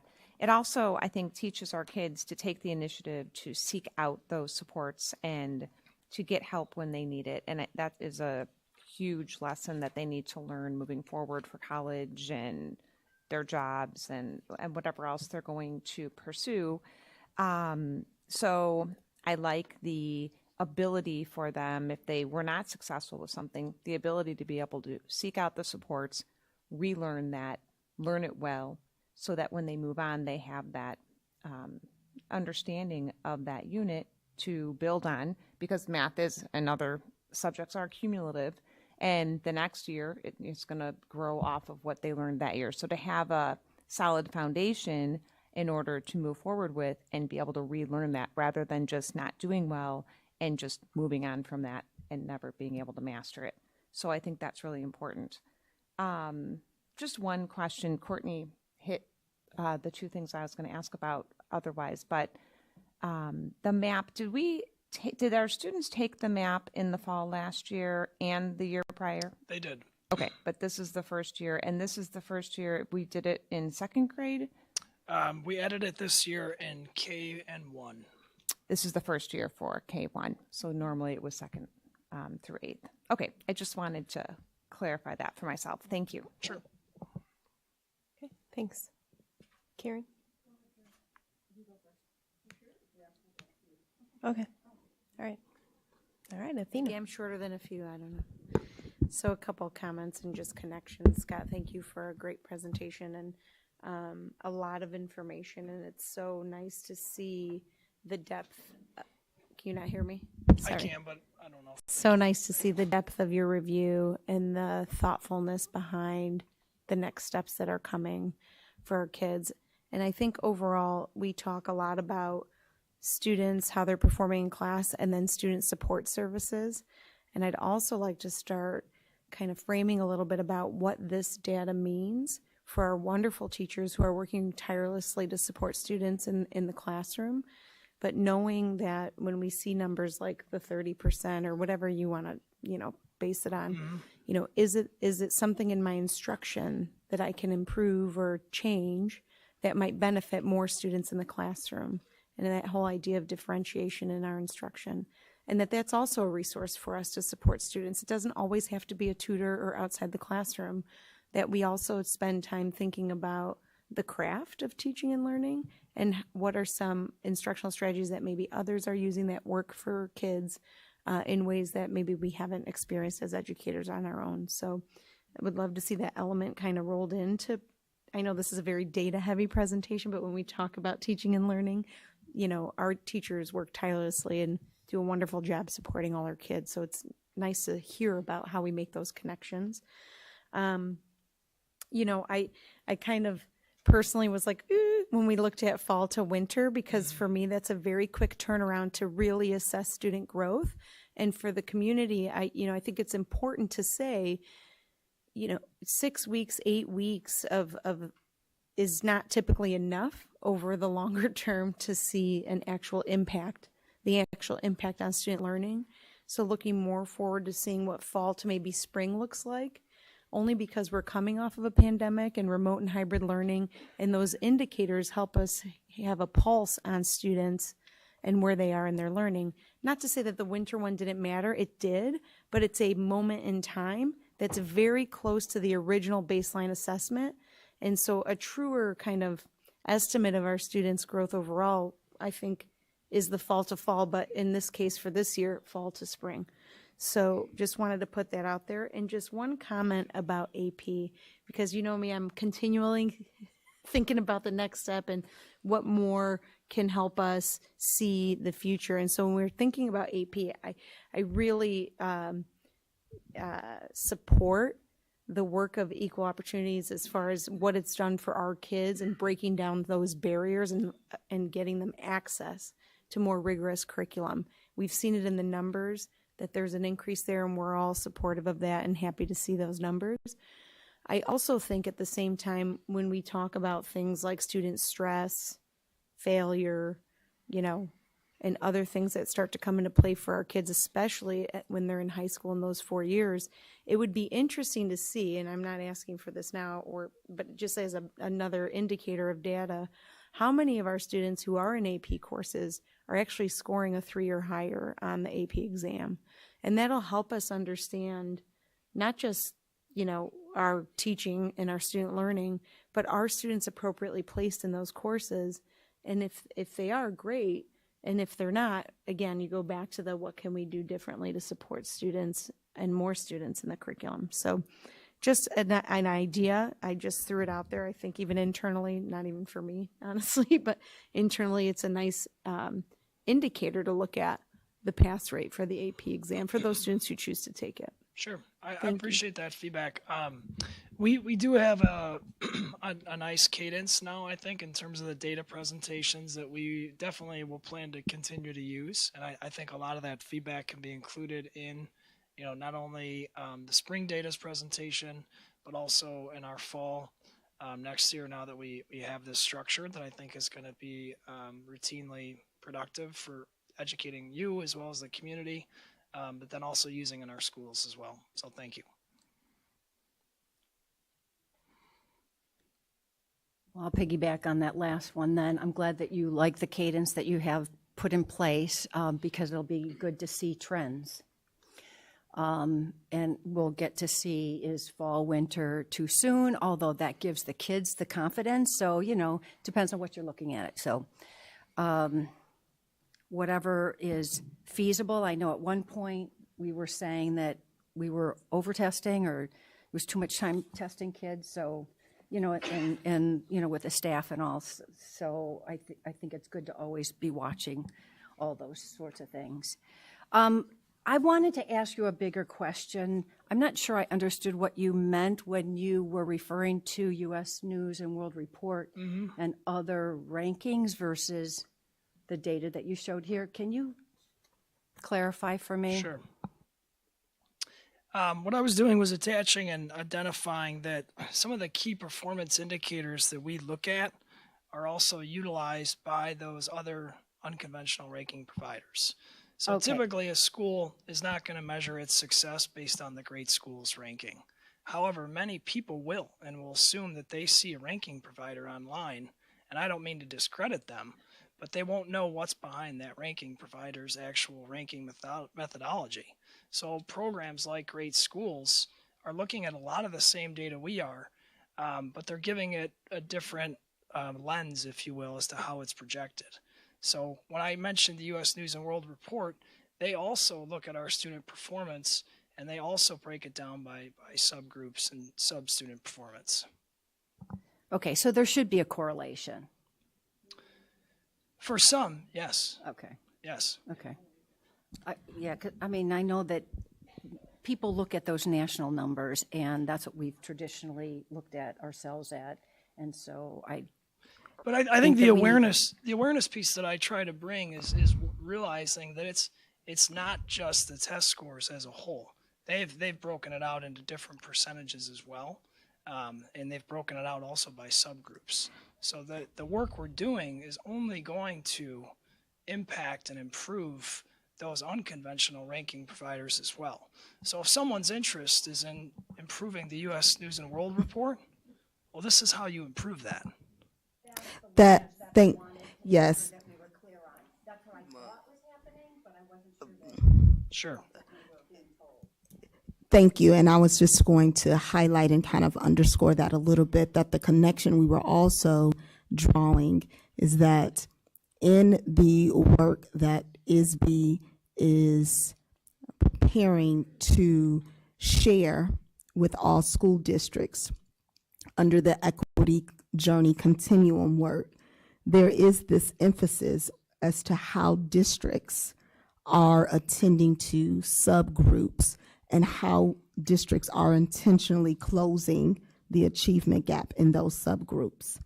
That work and that focus also lies within these various unconventional school ranking that exist as well. And so I think what we were also attempting to show is that this area and prioritization of looking at all groups of our students and how are we meeting the needs and how are we effectively growing all of our students is something that Illinois State Board of Education is now elevating as a priority. It's something that's embedded in our non-conventional school rankings as a priority and seen as how they come up with that.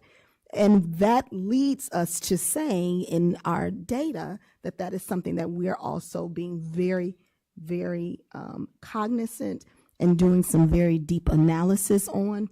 I also appreciate the comment that Board Member Arvanita said, because this assessment, as we are referring to MAP, is also an adaptive assessment that is individualized. And so it will change as students are progressing through that assessment. The reason why we kind of looked at 50% doesn't seem like that's a very low bar.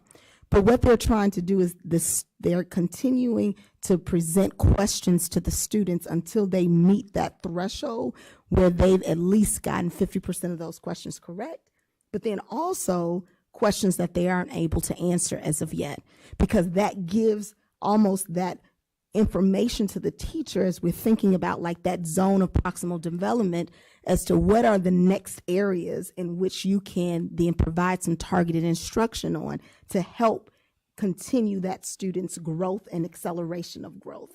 So I just want us to also, and that's why it's so difficult in providing these type of presentations and information, because we're trying to condense it and make sure that it's received in a way that's manageable to make sense and meaning of, as you know, within our community. But there's so many aspects of the assessments and nuance of the assessments of how then we're able to use that information and that data within our school buildings, and also drilling down to the specific classroom level. Yeah, because then I go into the very first slide that you pulled up when Courtney was talking, whether it's a math or reading, when you look at the fall to winter. And I'm glad that we had more of a discussion about what do those percentages mean and what's a target. Because all of these, I want to know what is a target for our district and our community standards, right? Or traditionally what we've done. So that's one big question for me. Because the data is the data, but what's the target? And I'm assuming, and so correct me if I am assuming incorrectly, when you say this is a fall to winter, these are the percentages of growth or percentage of the number of students and their growth. If you do a fall to spring, what would that number be? Do you know what I mean? Like, sure. You know, always share the context so we know what does it mean, and it's meaningful to people at that high level that aren't in the details and seeing everything that's going on, because I think that goes a long way on people understanding how well are we doing, right? Especially if they're not seeing the national numbers that they're expecting, okay? So it's kind of helping us all understand it. And I think as we have more data from this administration of MAP, we will definitely be able to provide more comparisons, but also I'm trying to remain cognizant of making this substantive for you as we go up higher. So that's helpful feedback. And we included this slide because we thought that did make it a little bit more, as you mentioned, where are we at in terms of meeting their projected growth.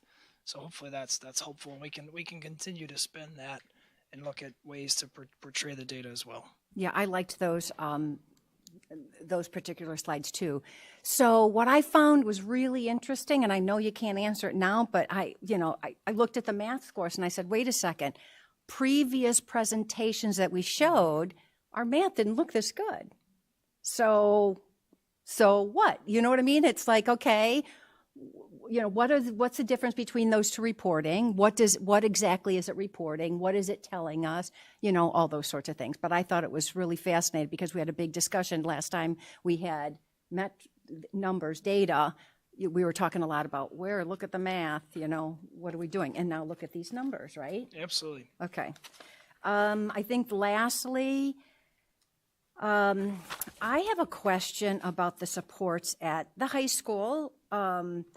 It's a laundry list, but how, and you don't have to answer it, but at some point I'd like us to communicate and share how we get feedback about how these things are going. At times they were very well, at times they, had hiccups and we had to focus on it, but, what is the process of getting feedback about these various supports? Which ones are being more effective than the others? Are they all being utilized? That sort of thing, because it's ebbed and flowed over the years. We can definitely work on that.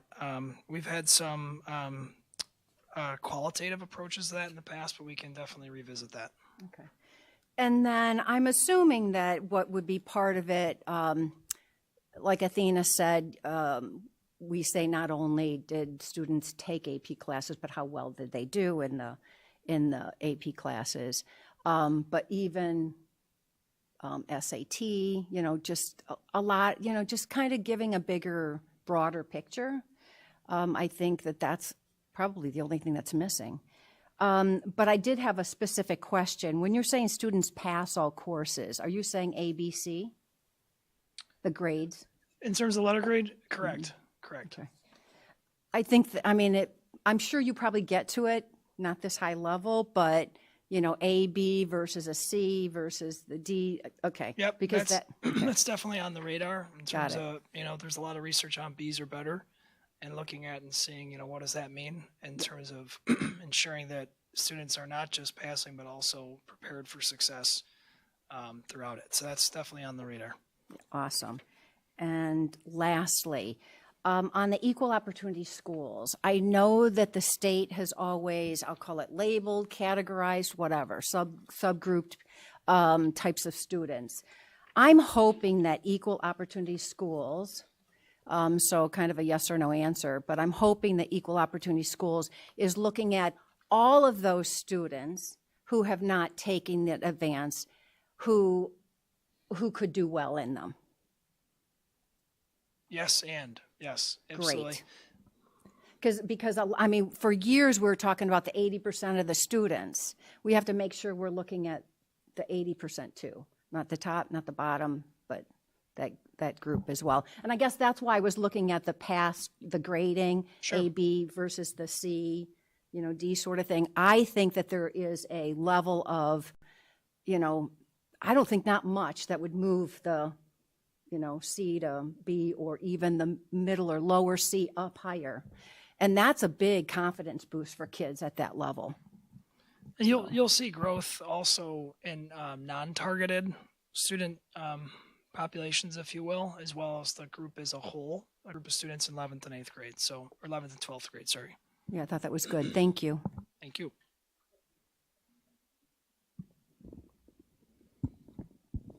I'll be mercifully short.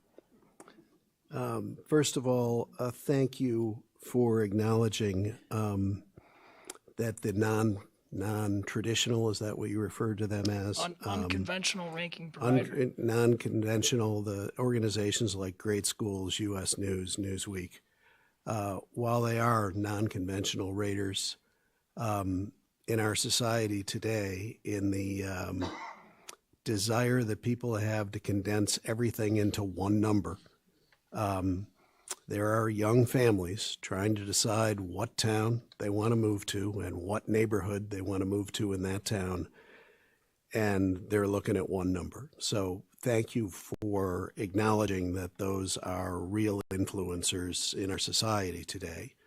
And I encourage you to, understand to the greatest extent that you can possibly find out what they measure.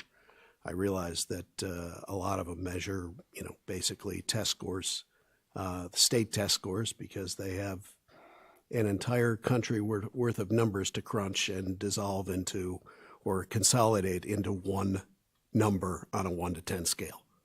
The reality that may be.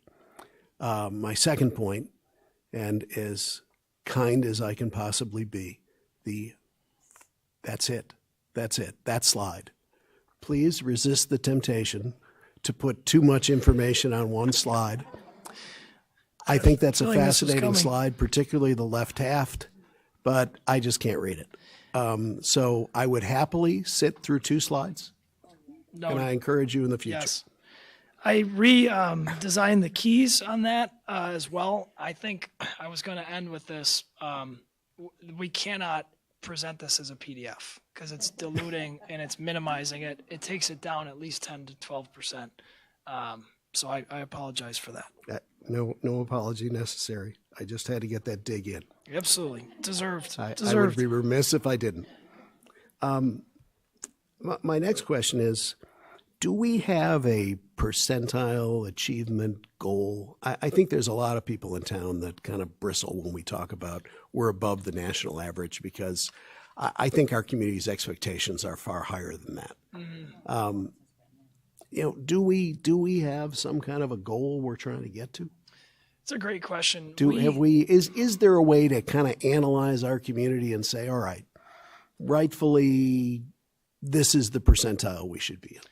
One of the most helpful elements of MAP that we've been able to extract this year is the correlation between students' MAP growth and also their projected success as it relates to the Illinois Assessment of Readiness. So we can actually, with faith, correlate the performance as well as growth of a student's assessment with MAP and look at what that looks like for our students in the Illinois Assessment of Readiness, which is the spring assessment. That is sort of the Super Bowl, if you will, for us at this time as it relates to state reporting, as it relates to the Illinois Standardized Assessment. So looking at that data in more depth is going to show even additional layers of where our students are at as it relates to your point about continuous improvement and wanting the best for our students. So we can definitely start to look into that with more granular presentation, if you will, because that's been helpful at the school level. That's been the data the schools have really received well and have asked for. So that might, I think, meet that request for the future. And then finally, there is just a big jump between 7th and 8th grade in both reading and math. Is there anything you can attribute that to? It totally breaks the trend. Mm-hmm. We are looking into that with way more depth. There's even been visits to PLCs to see, what is taking place. What are they doing in that particular building? So that's been the next step, is for us to look at this data and see what's taking place, what's going on, what will the spring look like.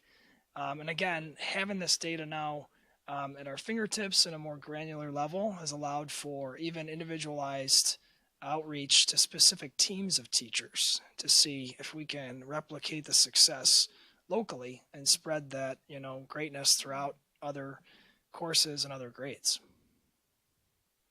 And then finally, let me just end with another thank you for being courageous and coming 4 times this year with student achievement data. That's why I joined the school board, is to talk about exactly this subject. So I appreciate doing it 4 times a year instead of once a year. And I look forward to having you bring us along on our entire district's journey to analyze what we can do better and how we can raise student achievement across the district. So thanks. Thank you. Okay, so I just have one kind of question, maybe clarification. It's the slide with the Illinois State Board of Education school report card. So just to clarify, if when we talk about our school performance, so this is a lot about our individual, our student performance, but then we also, as a board and the community, looks at our school performance. And so just to clarify, you're sharing that in the future, the Illinois State Board of Education is going to put on the report card how we as a district are addressing the needs of certain subgroups. Is that correct? Correct. So, and do we have a plan in place? Correct. So the data the data is already there. So when you click on the Illinois State Board of Ed report card, you will see, student demographics, you will see student achievement and progress, and you'll be able to click through different, assessments that exist and the data that is there. The reason I wanted to present it was I didn't want the community nor the board to be surprised that in October, because this is new, it just was presented on February 28th, I believe, in the first webinar from the state, there will be a designation that is looking at all of that data and deciding and saying, hey, here might be an opportunity for you to increase access. Here might be an opportunity for you to provide more supports. It'll be very high level. And it will only use data at this point from 18-19, so high level that it will be on a scale of 1 to 4, and it will say for all these different metrics around student learning, are you at a 1.5, are you at a 2.5, are you at a 3.5? So it will be very, very surface, but will allow for additional conversations, data digging, some of the work that's been done in partnership with the EOS, in which the staff have teamed up and have targeted and worked with students one-on-one. Doing that, I think, in other areas, I think will be a positive outcome from that work to make sure that all the students are successful. But I just didn't want anyone to be caught off guard by a different designation, because I don't know what it will look like yet. But I do know it will be more than likely on a ranking of 1 to 4, broken down by specific subgroups that are then put into a summative number. So I do think it will be numeric. So thank you for that. And then I guess my follow-on is, in talking about the non-conventional, or whatever you want to call those other rankings that also have changed the way that they score school districts, can we have a communication available on the website or an explanation on the website? Because I think that it also helps people understand, why were we doing equal opportunity schools? Well, it's because we want our students, all students, to have the opportunity to achieve to the best of their ability. But also, if you want, to raise the whole district, raise the whole school, you have to address all the needs of all of our students, and that's what our focus has been. So if you are for wanting high scores, on some of those rankings that Mr. Collins was, referring to, you have to do the work to look at what are the needs of all the students, correct? Yes. You can't have one without the other. So I think that it would be helpful if there's a way, I know it's not always an easy type of explanation, maybe available on the website or something that provides that information. So if community members, want to know why those scores are a certain way, or what is the work that has to happen in order to improve that we can help communicate that. Because, I think partly people jump into a conversation, they jump in, right? Like we've been talking about equal opportunity schools for a year and a half now, I don't know. And here we are seeing, growth and seeing needs of our students. But even before equal opportunity schools, we did the work to identify the gaps that needed to be addressed. And that's only one piece. There'll be other ways we have to address different gaps. So I guess just, sadly, it feels like a lot of things come down to communication, but also just helping educate, just like this helps educate the board. I think finding a way to help educate or give a tool to educate the community would be great. And I realize that is not probably done overnight. So I want to say that, but yeah, Tanya. So anyway, okay, with that, thank you for the great presentation. Thank you. And I want to, I agree with Mr. Collins. These aren't always easy conversations. There are a lot of work to prepare. It's not always fun to look at data that isn't exactly where we want it, but this is the work, and I'm really, really grateful. I think all of us are very grateful that we're doing the work, and you're willing to do the work, and you're doing the follow-up that happens in the classrooms and in our schools to help our Absolutely. students. Thank you It's very all about much. the students. Appreciate Thank the you. feedback and the support. Thank you. Okay, so next is the technology report. Unless, do you want a 5-minute? No? No? All right, we're gonna just go. I know. Is it good or? I know. All right. Go ahead. It's all you. Go ahead. All right. Well, thank you and good evening. This evening I'll be sharing with you some of the work that I really have been involved with since I started in the district in the middle of July. One of the first few priorities was to become familiar with the organizational structure and the processes and conduct an overall analysis of the technology department. Part of the analysis was also to identify support processes and structure and things that the department excelled at and did very well at, and also identify areas of opportunity. You will also hear highlights from each individual subdepartment, which I'll explain to you in a second, the subdepartment, and then look ahead at the next coming school year. So before we get started on the analysis, the technology department is really comprised of 3 subdepartments. You have your network operations team, you have your technical services and support team, and the information management team. They all have very different responsibilities, but need each other to ensure technology is at ready. As obvious, the network operation team manages our district enterprise network. The technical service and support team are our team members who typically are the first tier of technical support for staff and students. And the information management team maintains our student information system, provides data mining, state reporting, and support of the various digital integrations. So this is the structure, the organizational structure this is how we began school and had been used prior to some of the modernization changes that I've made. As I mentioned earlier, some of my priorities are to review and analyze organizational structure of what works and where were areas of opportunities to provide our staff and students a high level of support. I have reviewed previous presentations and past recommendations regarding additional staffing and looked through some historical data. Before I make any recommendations, I had to review the study and the support structure and the various roles and determine if we were operating as efficient as possible and maximizing our own talent. My analysis began with the team members closest to staff and students, and that would be our tech support specialists. I'm literally analyzing our structure from the bottom up, from those that have more direct impact with our staff and students. So in addition to traditional metrics such as number of devices, number of digital resources that need to be supported, response times, and so forth, I also use some of these metrics, such as, does the current team structure allow for our tech staff to build relationships and form connections?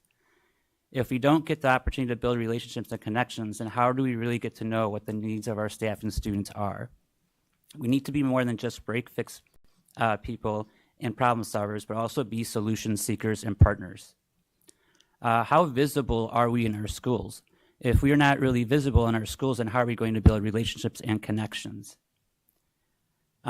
Is there dedicated time to ensure that our team members have adequate time to make sure they have professional growth opportunities? And finally, is our structure aligned to the instructional and district goals? A few other things I want to just keep in the back of my mind that I took into consideration is there has been a lot of change in the tech department over the very last few years, and then obviously COVID. And not knowing the unknown can bring anxiety and uncertainty. I also had to remember and identify what are the talents from each team members, and taking time to understand their various roles. And I did at the beginning of the school year spend time doing one-on-ones with each of the team members so I can get a better idea of their contributions to the department. And also observe the team climate, culture, and how we support each other. So as I mentioned earlier, I started the analysis from kind of the bottom up. And here's a statistic that I did find from one of the previous presentations that I want you to keep in the mind, is that in 2009, there were over 3,100 devices in our district, growing to over 12,000 devices in 2021. So that's an increase of 287%. There's been a significant increase in digital resources and integrations over the last few years. And most recently, deployment of over 170 Clever Touches at our elementary school. And all of this with zero increase to the FTE over the last 13 years. So this is where we were at the start of the school year, 2 technicians for every 6 schools. So just keep that in mind, 2 technicians for every 6 schools. This is where we are today. And so keep in mind, this is again without having to come ask for any additional FTE at the current time. And so how was I able to accomplish this?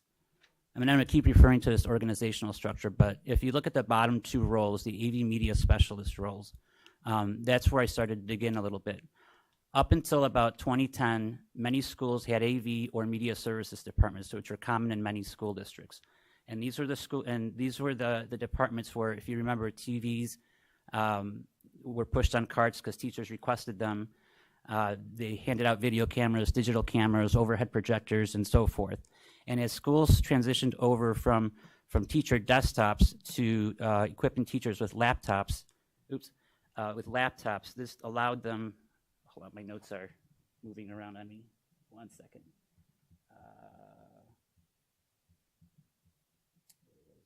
Sorry.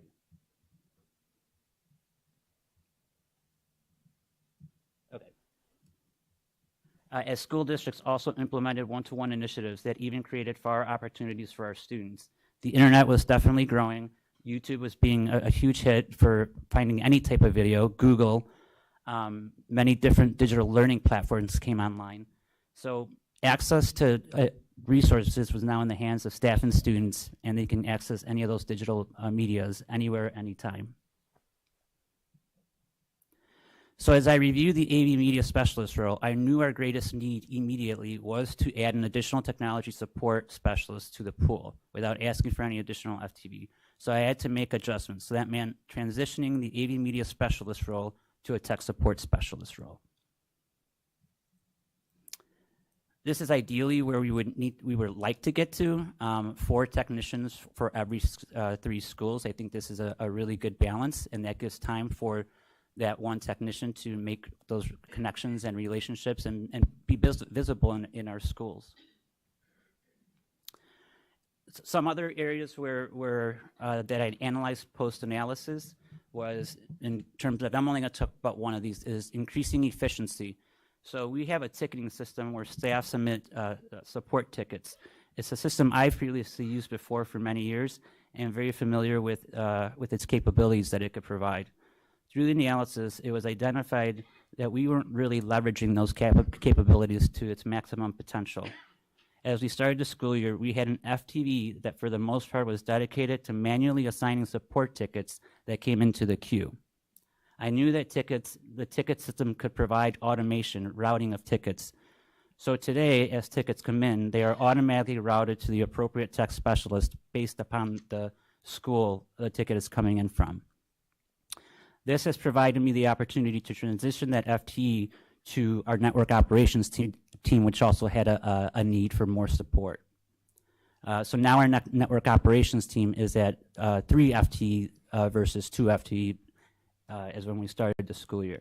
So there are many other post-observation analysis and some changes that I've made. And I also want to pay attention to some of the former tech support manager role was re-envisioned to the learning technology supervisor, and they're in charge of the tech support specialist. So those are the technicians that I was talking about previously.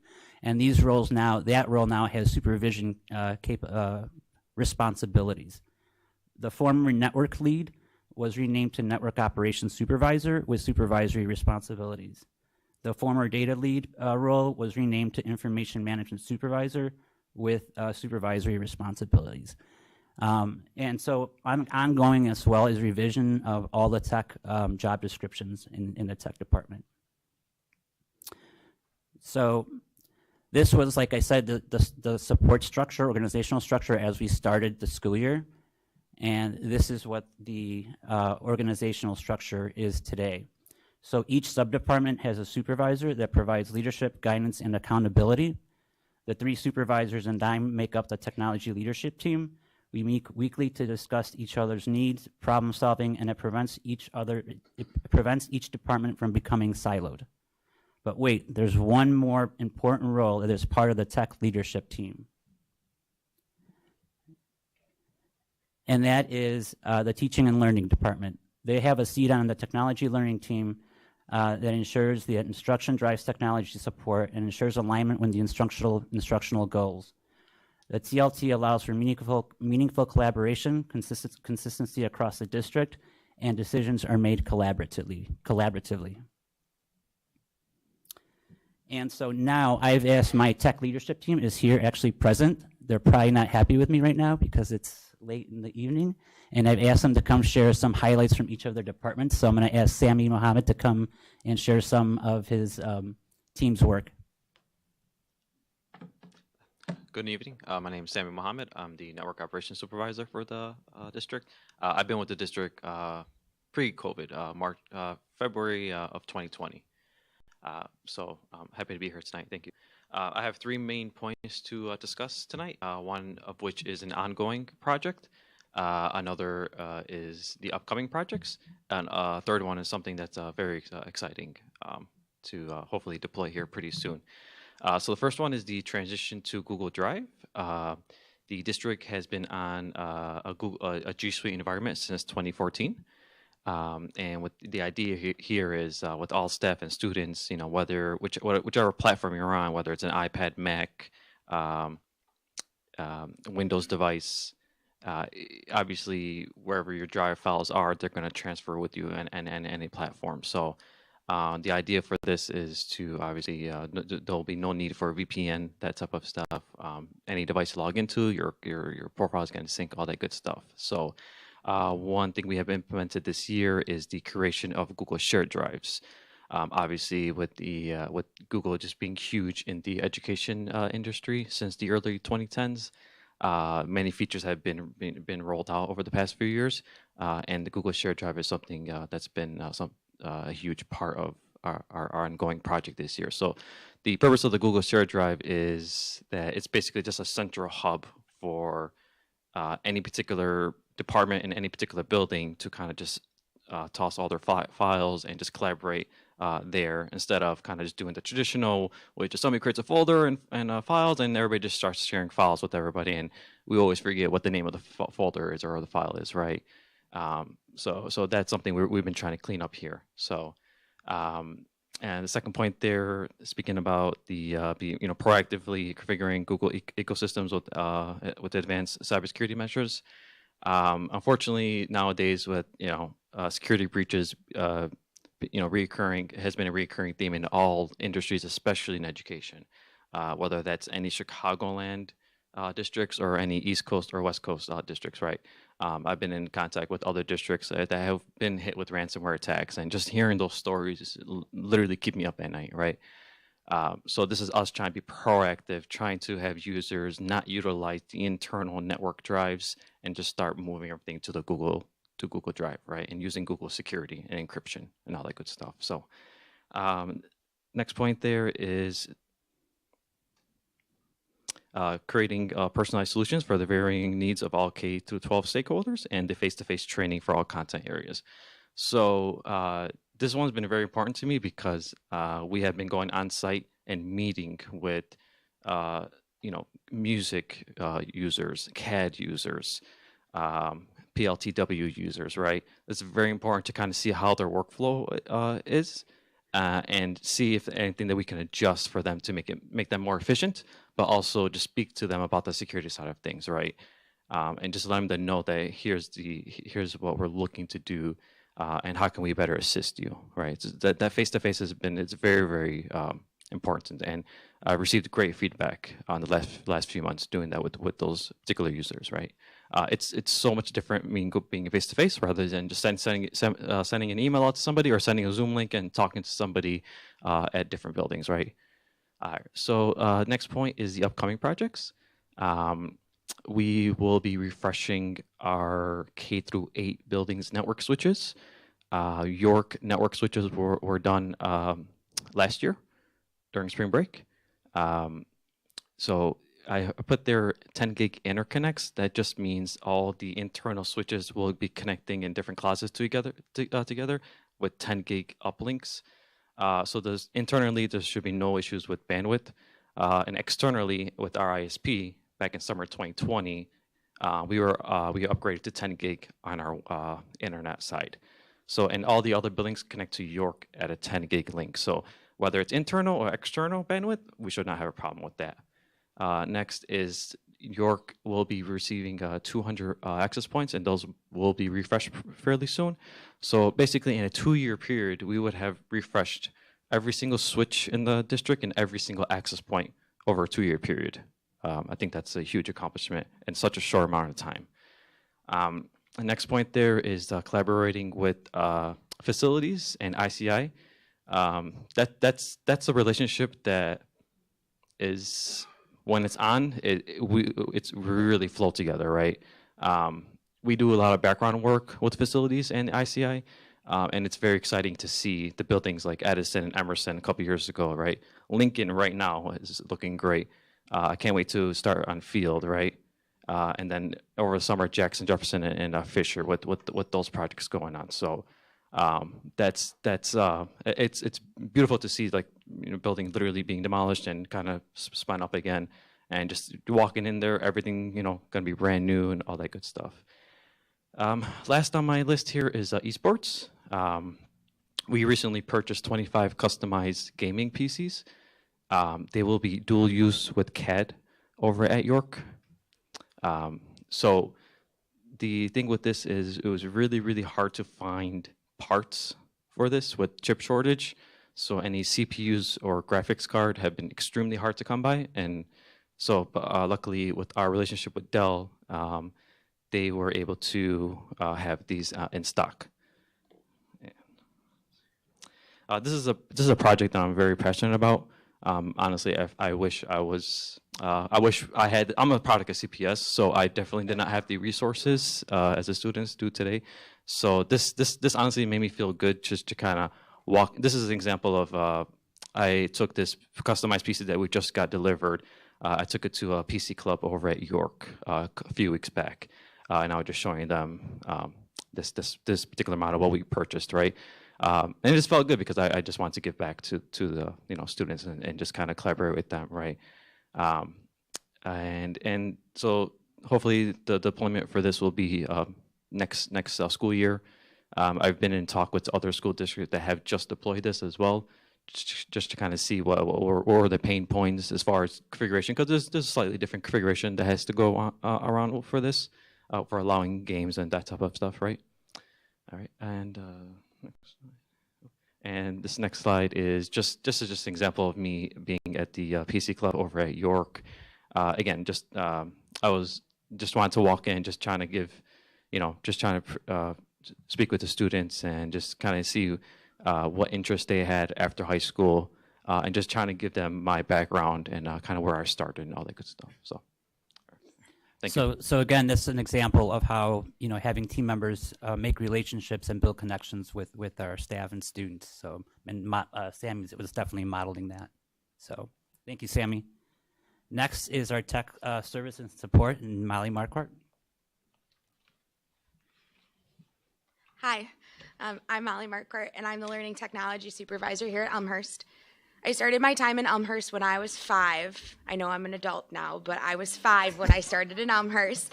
I attended Lincoln Elementary School. I moved to Bryan, and then I moved to York. I'm proud to say that I'm a product of the Elmhurst 205 school system, and I was super excited to return 2.5 years ago. I'm here today to talk a little bit about devices in the classroom, projects my team and I are working on, and my team as a whole. My goal is to help highlight and show some specific projects that are making an impact on our students, staff, and buildings across the district. Over the past 2.5 years, we worked hard to implement one-to-one iPads in early childhood through 2nd grade. Doing this gave students the ability to have their own device for their education and further the instruction in the classroom. At the same time, my team and I have also implemented 172 Clever Touch devices at the elementary level. These devices shifted in-person instruction for staff members, bringing more engagement into the classroom for students. Introducing these devices has encouraged my team to look at how we support our students and educators. Over the past year and a half, we created and led targeted training for these devices and supported applications, including Apple IDs, Apple Classrooms, and Clever Touches. As Rudy highlighted earlier in the presentation, my team and I have also spent this past several months discussing how we would support this work. After I met with principals at the beginning of the year to discuss supports that would be needed for their buildings, we were able to restructure pieces of the department. Together, we have identified roles for managing our fleet of mobile devices, restructured team members to have smaller batches of buildings to support, and began bi-weekly trainings inside the technology department focused on team growth, staff support, and student learning experiences. Doing this allowed for the team to become more visible as a whole and build relationships inside the schools with administrators, staff, and students. In the coming months, we are very excited to be able to implement the new technology that will be going into Lincoln Elementary School. Along with this project, we will be getting new projectors for all of York High School classrooms, refreshing the staff laptops for all of York High School teachers, and getting the student devices ready for all grade levels for the 2022-2023 school year. Our department has become more proactive and engaging with students in their education. Technology is becoming more prevalent in the classrooms and education as a whole. The technology department will continue to grow and support students, staff, and the community of Elmhurst.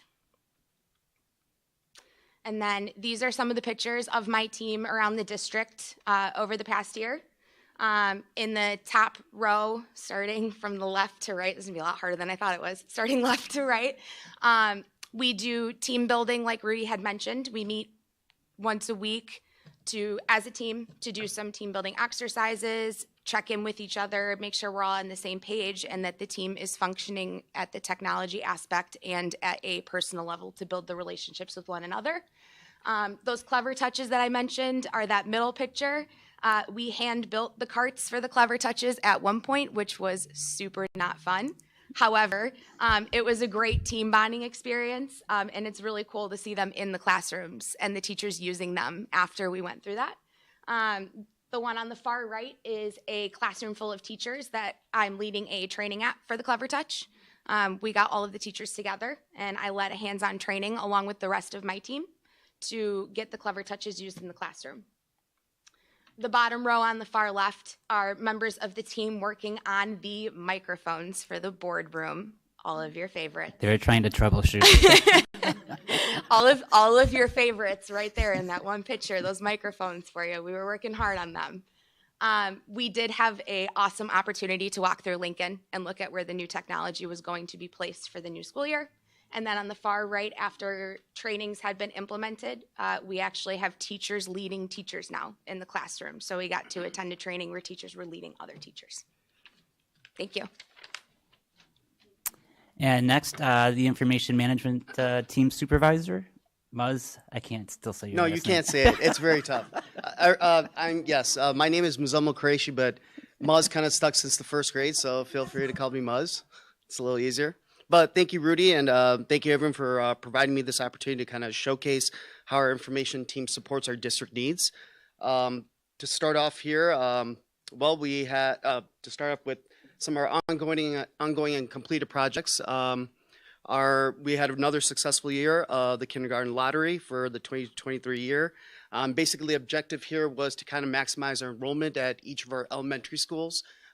Giving prioritization to students with LEPs and IEPs and those that potentially had siblings already at the district.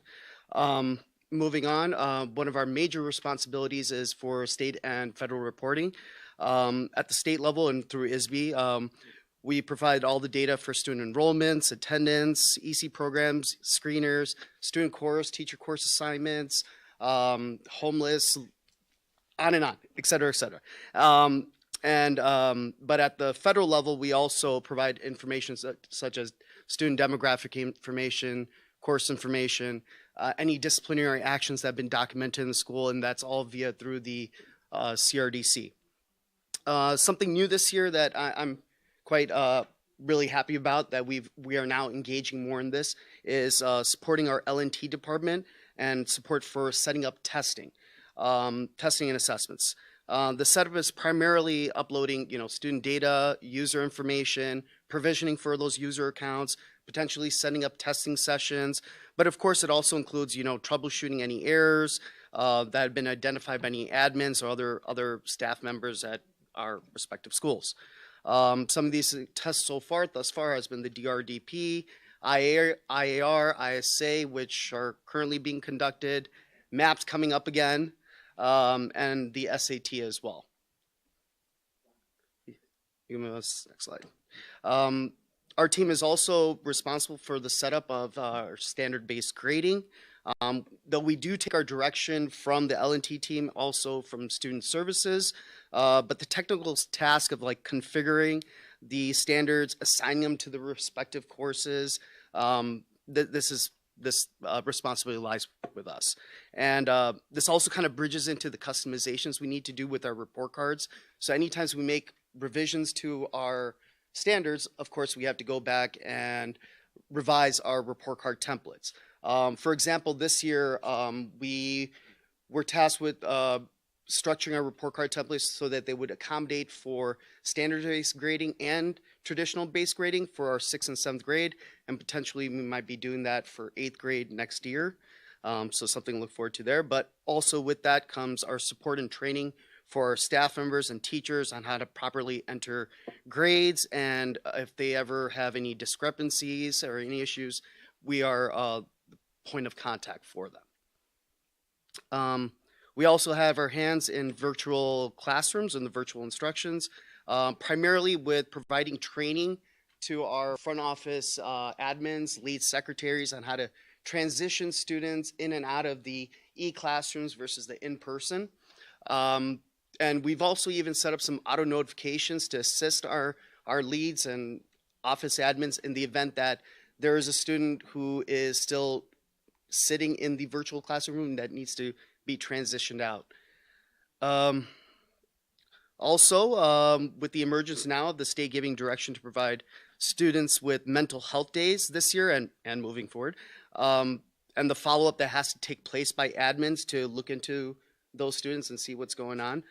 We've also created some reporting tools to support them, which basically tracks how many days a student has taken mental health days, and we did this based upon more on hours than days, just in the event that a student could take multiple half mental days. So we just want to be able to make sure that we're tracking them and that we're following up with them. You can move to this. Now, some of the upcoming projects that are coming down the pipeline in the immediate is our transition from our SIS database system, PowerSchool. Currently, right now, we are self-hosted and we're transitioning to the cloud. The objective here basically is to increase our connectivity speed, and also whenever PowerSchool comes out with a new version, we have that readily available, and of course, reduction in overall costs. We plan on making that transition actually this spring break on Wednesday, as not to disrupt operations. We've already sent notifications to the staff. We'll be sending notifications to our community and our parents actually this week.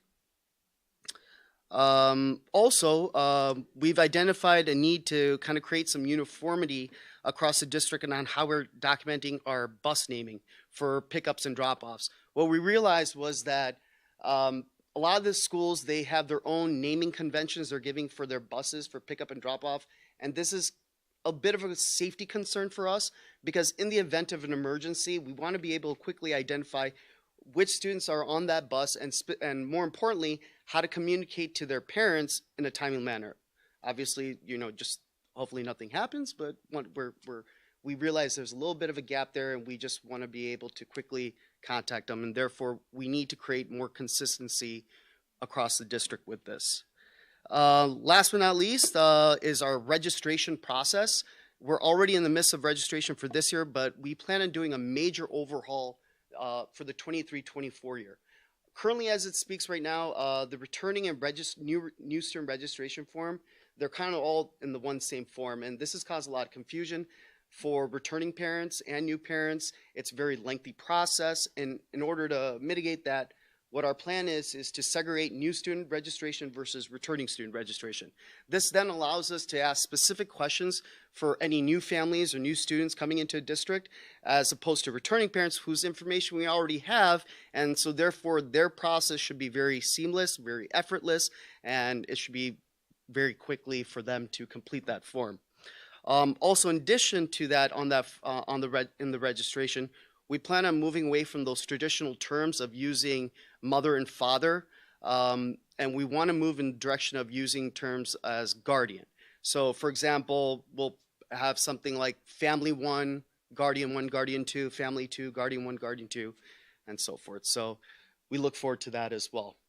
But thank you all, and I'll turn it back over to Rudy.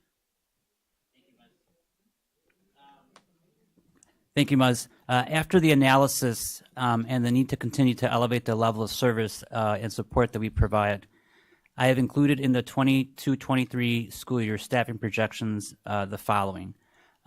Adding 2 FTE to increase our tech support specialists, so that brings us to 1 tech for every 3 schools, and that would also provide for a dedicated tech to York. Adding 1 FTE to our information management team that provides cross-departmental support with our leading and teaching department. And as I reviewed last year's recommendation, last year's recommendation included increasing staffing by 9 FTE or up to 9 FTE. However, at this time, I would like to see our ability to support staff and students at a higher level through increased visibility and engagement, which can be achieved with an overall increase of 3 FTE. Other things that we also need to take into consideration are, cybersecurity mandates continue to increase in those requirements, and those come with additional responsibilities. So I will probably be adding those responsibilities to one of our current network FTE positions. The organizational support structure will continue to evolve to match the needs of our staff and students. So we will continuously be evaluating and tweaking as needed as we move forward.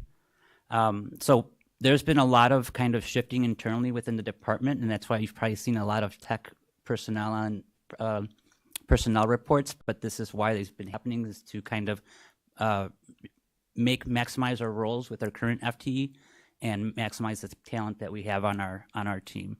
And I want to show one last 2 slides. So this is the placard outside of A234 at York High School. This is to show that at one point York High School had a media services department, and so that did exist. And I think it's time we take it down and put it up with this.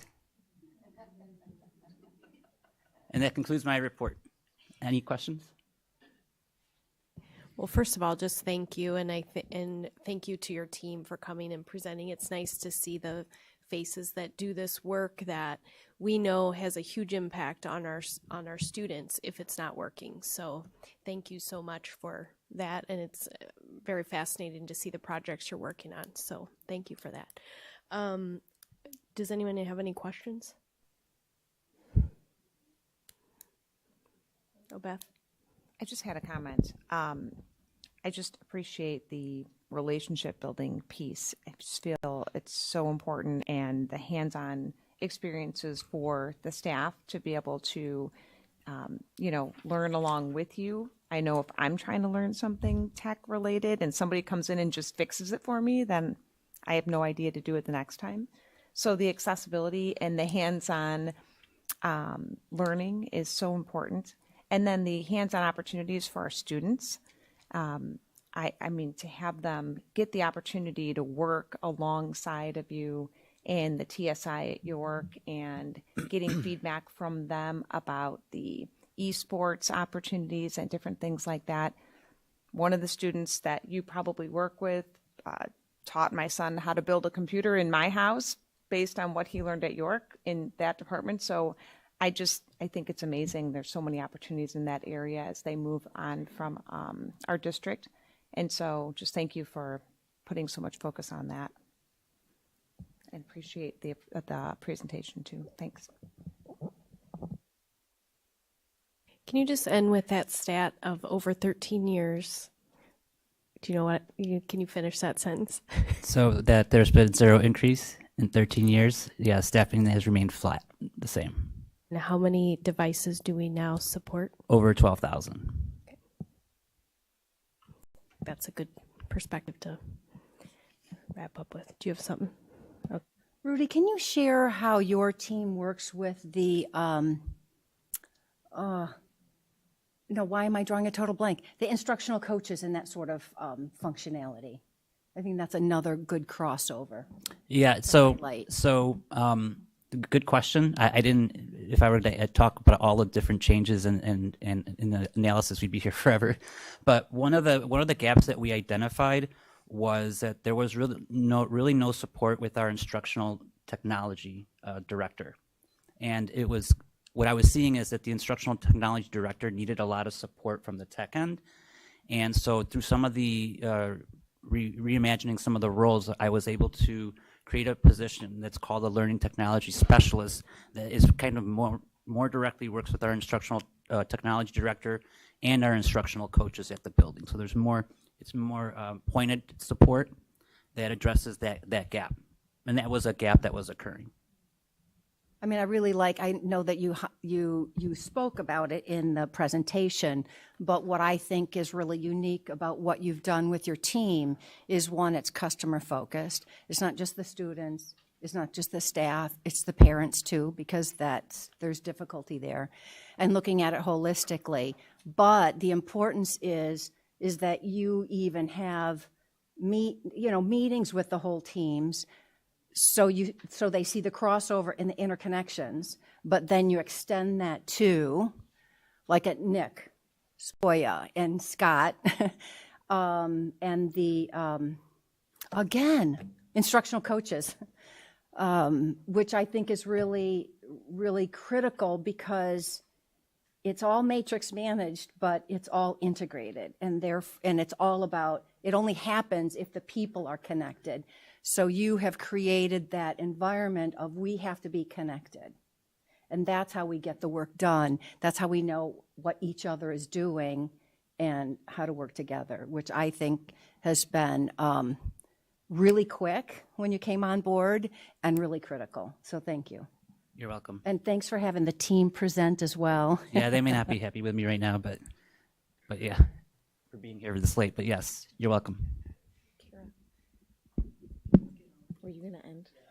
I'm going to make it worth their while that they sat here. So I just have to say kudos to you and your team, Rudy. Very impressive work. It's your passion for what you do came through in your presentation, and your knowledge, and it seems to me your leadership is having a profound impact on our technology department. So thank you for all you do. It's been a rough 2 years, even with technology, and not that it's been rough through this, but just the circumstances. The demand significantly increased in a very short time, and you did that really well. You worked through all that really well, so we appreciate your support for our kids, our community, and our staff. I'll just leave it at that. Thank you. Okay, anybody else? All right. Okay, we are going to move into the next part of our agenda. Thank you for those presentations. The consent agenda, I just want to point out, you'll see a lot of policies on there. This is part of the policy review, and they have already gone through committee, just as a point of reference. Does anyone have anything they want to pull off the consent agenda? Item F, please. Okay, anything else? D and E. All right, anything else? Are we pulling all of them, or are there specific? Okay, so that's what I was going to say. So should we identify the specific ones? Want to do that? So mine is 2 colon 110 and 3 colon 50. And they should just be minor, but 3 what? 350? 350? 3 colon 50. Jim? Okay, so I need a motion minus those 3 policies for consent agenda. I move that the Board of Education approve the following consent agenda items. A, personnel report. B, financial reports. C, affirm denial of uniform grievance complaint. D, first section 2, Board of Education policy review 220, 230, 205, 2120, 220, 2260. E, first read section 3, General School Administration, Policy Review 340, 360.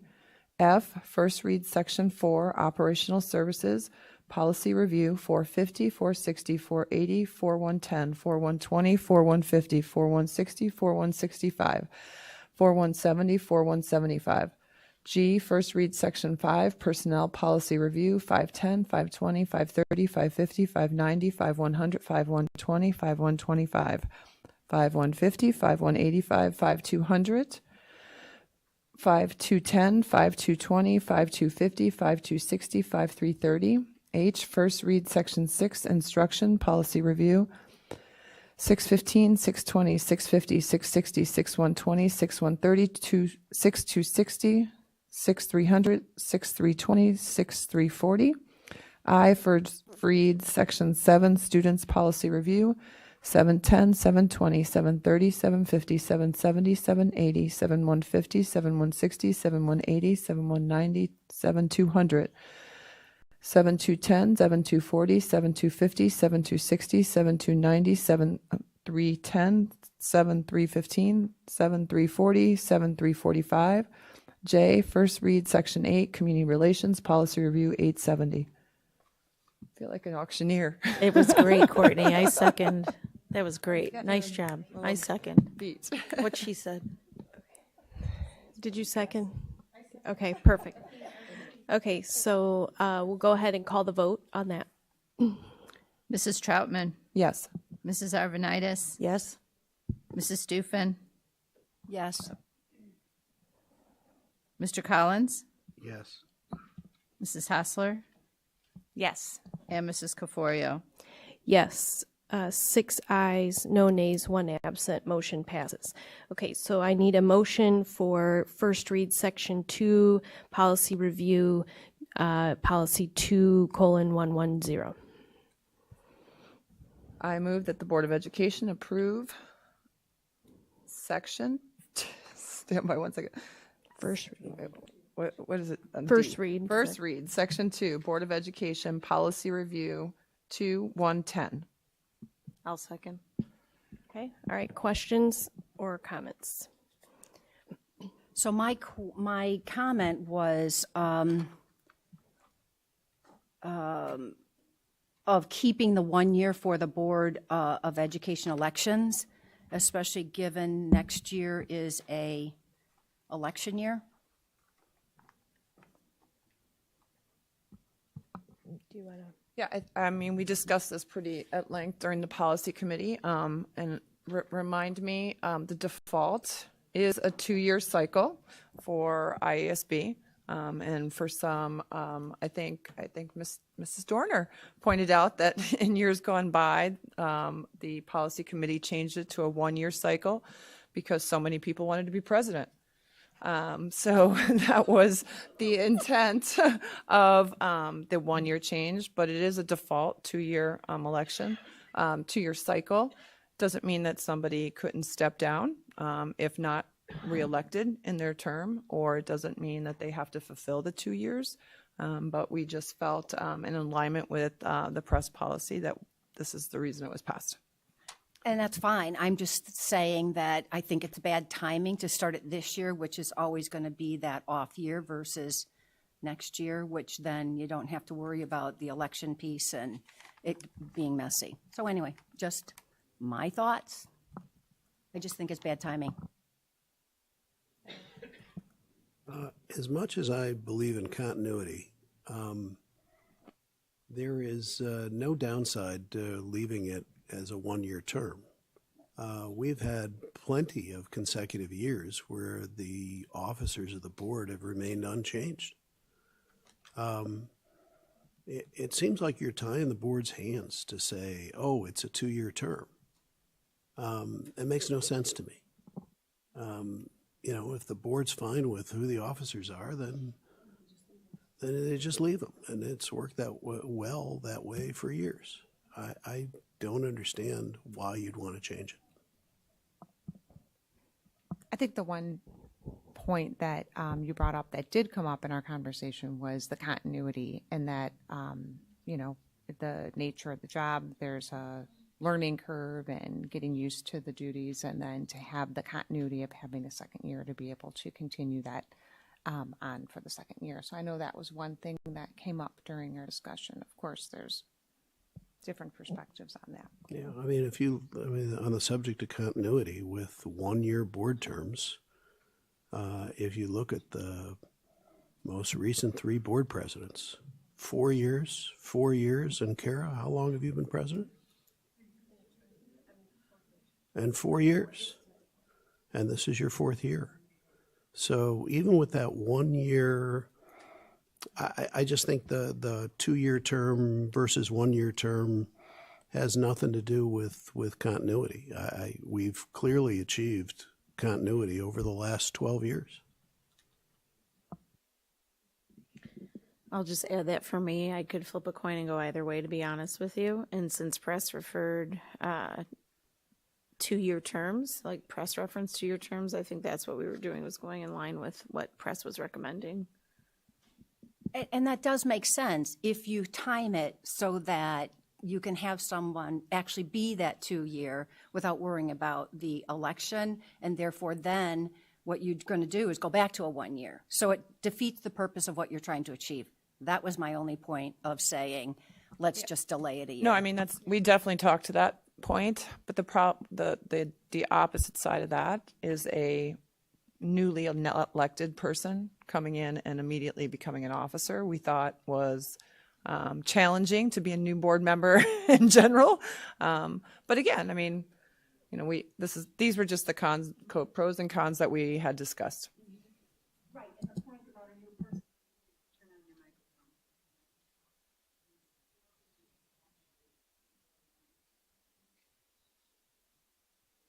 Can't hear. Oh, I had it just the opposite. I had it set on. Yeah. Yeah. Let's just move our Okay, mics closer so- so people can hear us. All right, so any other discussion? I mean, I feel totally neutral on the subject, so I don't really have that discussion. So, all right, so I guess we'll call a vote Yeah. on moving it forward, or do you want to just table it and send it back to?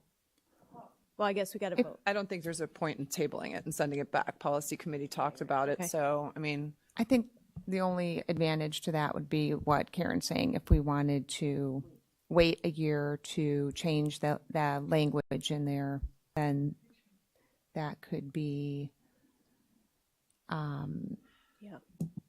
it could Just be supports advantageous. what you're trying to avoid. Right, I understand what you're saying, and it was definitely a discussion that we had. So that would be another option.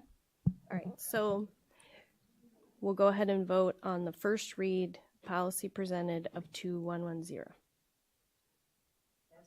As it is written, as it is in board docs.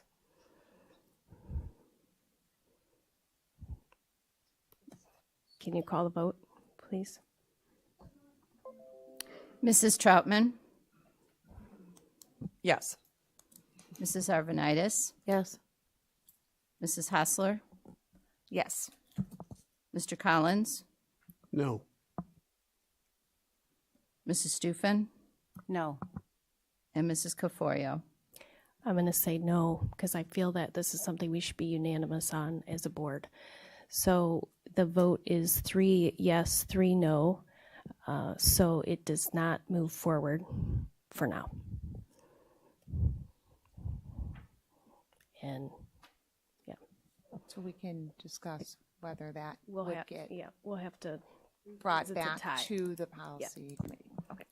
Do you want me to be clear? My recommendation is just to wait for the year so that you don't have the issue with the elections, that's all. All right. Item E, we need a motion for first read section 3, policy 350. I move that the Board of Education approve the following item. First read section 3, policy 350. I'll second. Okay. Karen, what are your questions? Yeah. So I'm recommending that we, under evaluation, the ending of that sentence does not change. You're recommending removing each year, and that is something that we needed to have in our policy, is that people were evaluated each year because it wasn't happening. So I know that it's just minor each year, but that is something that provided the structure from a board policy standpoint on what would happen in the district, so that people got their feedback and that sort of thing. So that was I just for, again, we talked exactly about this point. If you read further down, and we actually talked about this quite at length, the paragraph that's under the compensation and benefits paragraph, so that second sentence, the second paragraph, we determined that this sentence, or these two sentences, the board will consider recommendations for compensation presented to the board no later than March meeting, so every year. It reflects everything above should be annual. And that was the press interpretation or explanation of it. To that point, we do not believe that this takes away that annual review. We believe this sentence incorporates the evaluation, the administrative work year, and the compensation of benefits that will be reevaluated annually. Okay, and I understand that. The last sentence, I saw that piece of it under compensation benefits, which correlated with the last sentence in evaluation. All I'm recommending is that we are specific in the evaluation piece as well, because it's clear. And if it's not that clear, then it goes away. That's all I'm trying to say, is we had to institute this a number of years ago, and it's a minor thing to say each year, and then you're clear. So it's not just the compensation, but it's everything. So it's feed. Right. No, but that's what I'm saying. It was our discussion agreement that sentence addresses all of those categories. So adding in the each year was repetitive.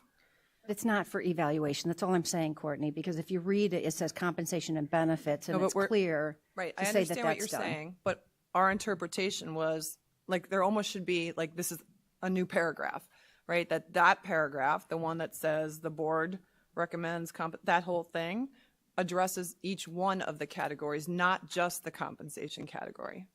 So again, that was the discussion, and that's how we interpreted it. That was part of the discussion. Yep. So just to be clear, the compensation benefits, first paragraph under that is what relates to the title compensation and benefits. The board will consider the superintendent's recommendations when setting compensation for individual administrators, and then the new blue line there, that pertains to the whole document. That's the first point. The second is we also talked about the language that's included in administrator contracts, which includes an annual review. And then we also talked about school code and the annual review cycle being a part of school code. So this is explicit enough in our policy, because in the contract and with school code, they talk about annual evaluations for administrators. So it's all laid out in those documents. Okay. All right. Any other questions? Okay. All right. Then you can call the vote. Can you tell me who seconded? I did. Mrs. Troutman? Yes. Mrs. Hassler? Yes. Mr. Collins? Yeah, I think to add 2 words to be clear is worth it, so I'll vote no. Mrs. Arvanitis? Yes. Mrs. Stufen? No. Mrs. Caforio? Yes. Policy passes 4 yes, 2 no, 1 absent. All right. Next item, first read section 4, operational services policy review 4:20. Have a motion, please. I move that the Board of Education approve first read Section 4, Operational Services Policy 420. I'll second. Okay, Mr. Collins, you asked to pull this. Yes, thank you. So why is it important to get this right? What's being proposed is significantly different from what Mr. Welton recommended and what left the policy committee. First, let me talk about why it's important. Traditionally, the property tax burden in Elmhurst has been among the lowest 25% of the towns in DuPage County. In fact, if you recall, a few meetings ago, we had a speaker come up that said they were looking to buy a house in Glen Ellen. And they compared Glen Ellen's property tax burden to Elmhurst, and Elmhurst was significantly less, and they chose our community. And how does that relate to what we're talking about tonight? The school district is 70% of anybody's property tax bill in DuPage County and Elmhurst. Our old policy, under our old accounting system, if you read it,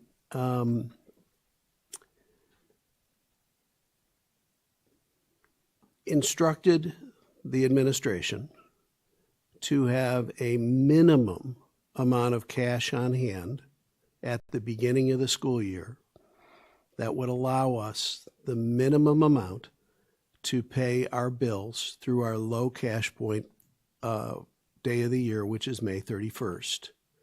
And in fact, in previous years, Mr. Welton had done some work, and we had talked in the policy committee of actually changing that 26% to 27%, because 26% was 1% too low to actually start out with zero and be able to pay our bills through May 31st. Under our new accounting system, to achieve that same goal, to have the minimum amount, assuming that you are forecasting a balanced budget, the amount on May 31st could be as low as zero, and you will be able to get to the next May 31st and to be able to pay all your bills. I'm not recommending a zero amount, but the way this policy is presented, 20% is just shy of $30 million of property taxpayers' money that under board policy we would, for lack of a better term, hoard the taxpayers' money. And I just have to ask, to what end? The purpose of this policy is to make us financially stable enough that we can get from year to year without borrowing money. So the other thing I'll point out is that, anytime you give elected officials a big pot of money, I contend they'll find something to spend it on. And I don't think that's healthy. And I include myself in that group. It's just, we need something in reserve on our low cash point day of the year. I think 5% is more than adequate, but to have 20%, in my opinion, is excessive. Second of all, the wording of this policy doesn't make sense to me. It says the school district seeks to maintain a May 31st cash basis operating fund balances to annual operating expenses ratio of no less than 15 to 20%. And then it defines what the annual operating expenses are and what accounts they include. But it lines out the previous policy's instructions to the administration for what happens if it's less than that minimum percentage, and what happens if it's more than more than the maximum percentage. This policy is silent on that. So it doesn't make logical sense. The policy should instruct the administration what the board expects if it falls below any minimum, whatever that minimum is, and if it exceeds the maximum, whatever the maximum is. Personally, I think this should be sent back to the Finance Committee, and we can talk about it at length and come up with a policy and wording that makes sense. So just some feedback from policy committee, or, just what we talked about. And Jim, I appreciate your thoughts on the history and your perspective on what the intention is for fund balances and reserves. I do want to make something clear that this is the this is the policy that was presented to policy committee, and this is the policy that we discussed in our open meeting a few weeks ago. And it's the policy that Chris brought forward to us with a modification in the 15 to 20%, because the press recommendation is what we're reading, what's being put in front of the board right now. That this is the press recommendation, is my understanding, right, Chris? It's very close to the press recommendation, other than the May 31st cash basis. Thank you. And we use the cash basis because it's our understanding that that's the new accounting system that the district is using, correct? Well, it's our low point in the year, so Yeah. it's the best time to measure. I think it's the strongest number that represents our financial health, to be honest with you. So, yeah, this is, as it's not like anybody made it up. It came from press. We discussed it at great length at policy, and I'll just review a little bit of past conversations, because I feel like we've talked about fund balances at great length as a board in multiple open meetings. And those who are interested can go back to those conversations. On an annual basis, yes, I agree that, we are trying to stay within our budget and that we're not, overdoing it.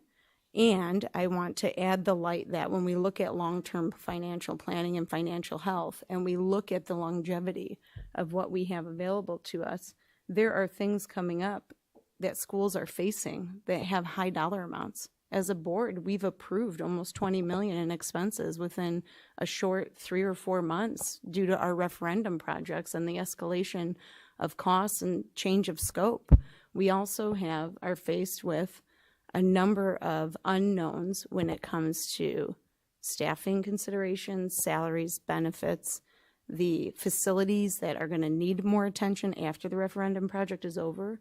And for that reason, a healthier cash low point is what, is where I am. So that's all I'll say on this. Part of the discussion was also going back to when we talked about this at a couple board meetings ago, and we had our financial advisors here, our auditor, and Elizabeth was here, and we had asked about this number and what they felt they would be comfortable with for us. And it was more than 5%. And there were some other years that we looked at in that conversation as well, where that low point was 10%, and we were not in a great place and making cuts at that time. So when we asked about a low point, not about June 30th, but about this low point cash basis, low point of the year with our financial advisors at that time, they said that they were not comfortable with the 5% number. So that was part of the one thing that came into our discussion at the policy committee meeting. Okay, there's a lot there. First of all, the range that Mr. Welton brought to the Finance Committee was 5 to 15%. Somehow, after it got through the Policy Committee, it was changed to 15 to 20%. Second of all, the press version, I don't think takes into account our new our new accounting system. Only we and Naperville 203 are presently using it, at least within the school districts that are among our comparator districts. So, Chris, if I'm not mistaken, you looked at the 203 policy and basically replicated it. Is that correct? I had done that, yes. Okay. And I know I felt that 5 to 10% was adequate, but I compromised at Mr. Welton's number. I mean, he's the expert. So that was 5 to 15%, and now it's 15 to 20%. The other thing I'll caution you about is if you plan to have recurring expenses in excess of the district's revenues and take it out of what you're calling reserves here, the rating agencies will not look kindly upon that. And if the school district gets downgraded, we're doing our bondholders, and once we're done, we will have issued $170 million in bonds. We'll be doing our bondholders a disservice, because when our rating is downgraded, those bonds will lose value to those investors who bought them. And we'll have to pay more? Well, and the next time around, you'll have to pay more, yes. So I really caution you against coming up with any recurring expense that draws this balance down year after year after year. It's irresponsible. And I can't remember the other points that were made, so I'll move on.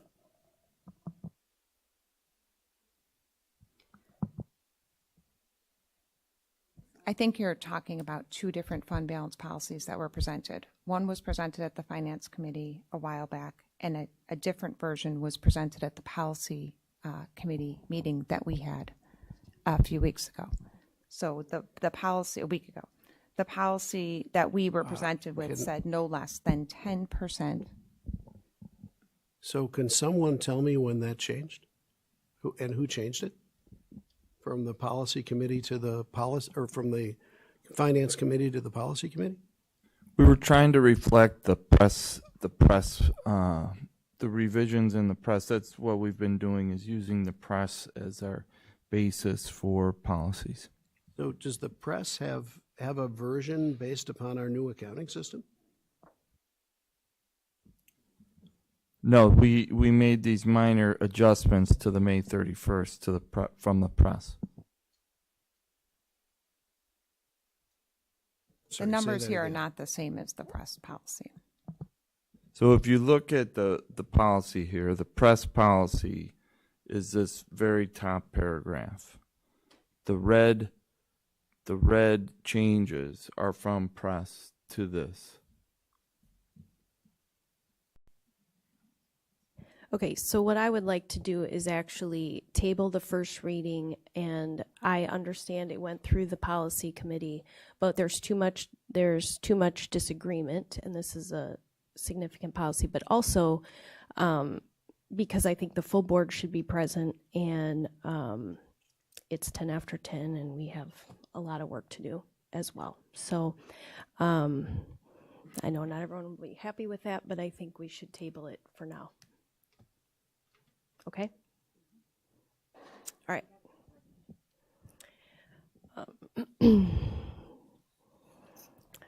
All right.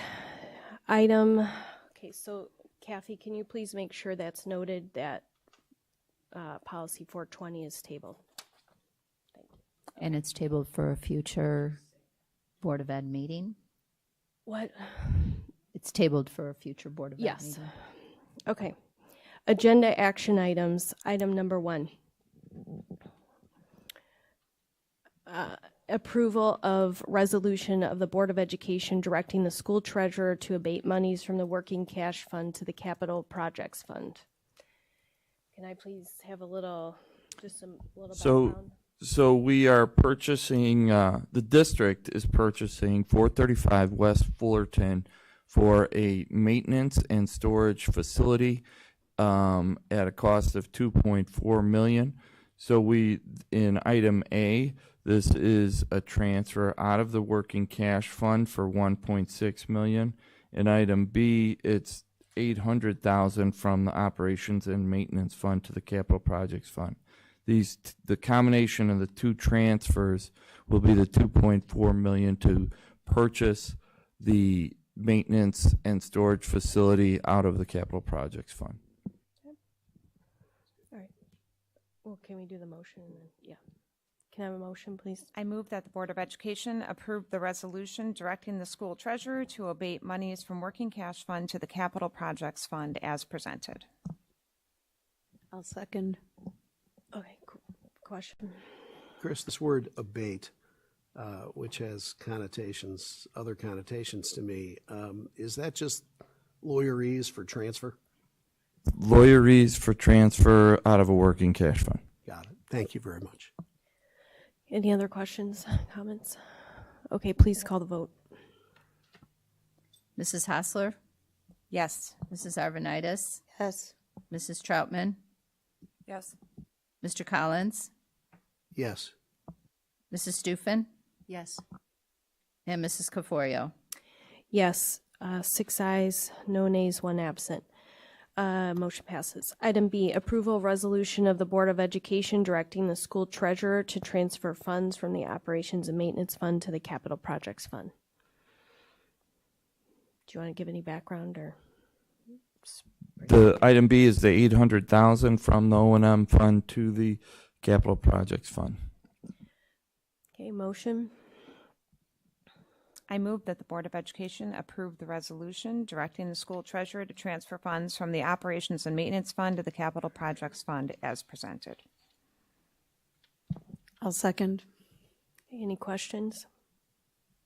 Okay, please call the vote. Mrs. Hassler? Yes. Mrs. Arvanitis? Yes. Mr. Collins? Yes. Mrs. Troutman? Yes. Mrs. Stufen? Yes. And Mrs. Caforio? Yes, 6 ayes, no nays, motion, 1 absent, motion passes. Item C, resolution authorizing reduction in force of educational support personnel. Could I please have a motion? I move that the Board of Education approve the resolution authorizing reduction in force of educational support personnel as presented. I'll second. Just as an aside, these are all routine items that come through in March. So I just want to put that out there, that there's a March date and these are part of the normal cycle. Okay, no comments, then I'll call the vote, please. Mrs. Arvanitis? Yes. Mrs. Hassler? Yes. Mr. Collins? Yes. Mrs. Stufen? Yes. Mrs. Troutman? Yes. And Mrs. Caforio? Yes, 6 ayes, no nays, 1 absent, motion passes. Item D, resolution authorizing non-renewal of administrative contracts and reassignment of employees. And I'm going to ask Dr. Campbell to give a little bit of background, and then we'll ask for a motion.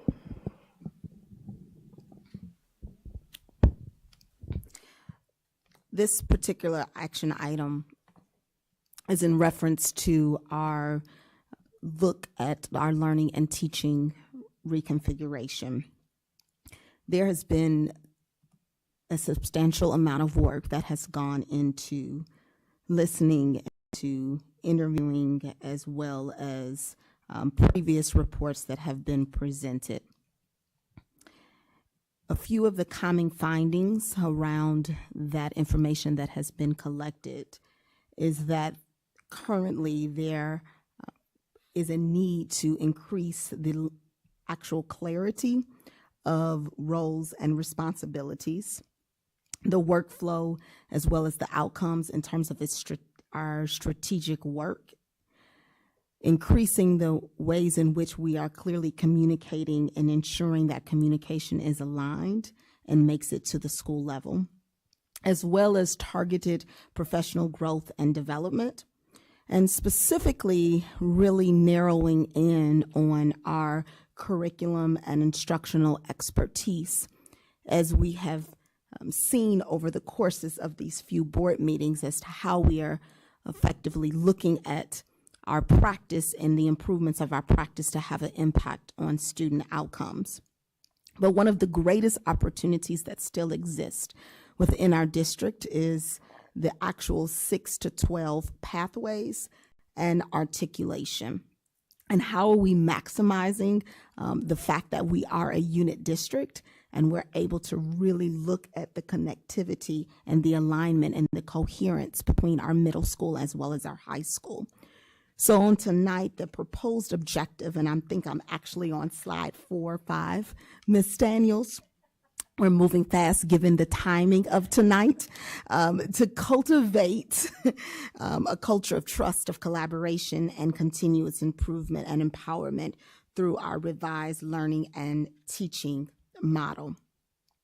I do want to call the fact that on December 4th, the district staff started the search for the position of an assistant superintendent of curriculum and instruction, which was intended to replace the former position assistant superintendent of learning and leadership development. Through this process, we received and reviewed over 80 applications, which led to the identification of 12 candidates to advance in the interview process. These candidates went through a process including phone screenings, writing samples, presentations, as well as interviews with Dr. Yankee, Dr. Grins, Mr. Pavoni, as well as 2 panel interviews that included a diverse representation of district stakeholders. While we were extremely impressed with the resumes as well as the backgrounds of many of the candidates, we still walked away looking at what currently are the needs within our district and how can we think about meeting those needs in an innovative way. The cabinet team met and we discussed the options and what was the best path forward. And options included, potentially revisiting the candidates and reopening positions. But through this was a discussion that it became very clear that there was an opportunity to look at our current structure and our talent and ways in which we can expand current roles and responsibilities. Due to such, and through this analysis, we really identified what really is the why behind this ability to really look at reconfiguration and opportunities. And the why is shared for you on the screen. And so because of that, through this analysis of our current structure, which you have also heard previously shared by our executive director of technology, which we are currently going through, and you're going to continue to hear more of that. It's better to utilize the strengths and the talents of our staff in a more intentional way to support student learning and outcomes. As such, we are recommending a reorganization or reconfiguration of the learning and teacher department with the proposed refinement of job duties and responsibilities for 3 director positions and the elevation of some of those duties and responsibilities along with supervisory expectations for 2 specific director roles identified as the executive director over elementary and EC5 in the secondary education in 6 to 12. So this is a visual of, again, walking through what our learning and teaching department model was back in the 2020-2021 school year. And as you can see, there was this opportunity where we had 2 assistant superintendents that basically served and supported the work at the district level. Coming in, I began the first step was to look at identifying the interim associate superintendent role and how now we can begin to streamline the supports of our learning and teaching department with that interim associate superintendent. oversight of that and management of that. But within this graph, you can also see that if you look right out to the right, we also see part of that was then to continue to support the principals as well as our coaches. And so what the proposal now looks like is that we have the opportunity to really elevate the support that's provided directly to our principals through this reconfiguration. At this particular juncture, holding off and choosing not to fill that vacant assistant superintendent position at this time. That position is not being eliminated. However, I'm not bringing forth a proposal or to a candidate to the board to accept at this time, and just to continue to evaluate our needs moving forward. This current, as you can see, this current configuration will allow for the direct support of our principals and prioritizing that, as well as streamlining the expertise of various directors and the expansion of that. So we previously had a director of STEM. That reconfiguration now allows director of STEM and pathways, going back to the why with identifying how we can really strengthen the work that's taking place across our middle school as they again transition and the articulation to our high school. In short, this reconfiguration has been birthed out of really thinking about what are the current needs of our district as it relates to our school teams, to our principals, our teachers, our entire staff that is doing a phenomenal job. And I also wanted to share that this recommendation and thoughts, not only engagement of cabinet and other stakeholders, but then also the engagement of our principal leaders. And I have here just a couple of quotes, just a sampling from principal leaders and their reflection on the proposal of the reconfiguration. I just will voice over the first one because I know time is of essence. You can read the others. But throughout this school year, our district leadership has built relationships, learned about our district, studied student achievement, and established an outstanding perspective of our curriculum needs. Our direction and focus is becoming clearer with every administrative meeting. We are strong. We have a strong leadership. We have strong leadership in the right places doing the right work for the right reasons. That concludes the overview of this particular action item. Okay, I'll ask for a motion, and then if anybody has any comments or questions for Dr. Campbell. We're on D, right? Yep. I move that the Board of Education approve the resolution authorizing non-renewal of administrative contracts and reassignment of employees as presented. I second. I'll just make a comment. Dr. Campbell, thanks for that brief overview. I just wanted to highlight a little bit of a testament to our internal leaders who are taking on a little bit of a broader scope. It speaks to, or this decision that you've, or this recommendation that you're making to the board tonight, I think speaks to the strengths of our current leadership team. And I appreciate you finding the ability to create a little bit more, I hate to say the word efficiency, but to elevate or use the human capital that you have and identify where people's skill sets are and their talents, and then create a pathway for them to continue to have a larger impact on our students and our schools. So thank you for that.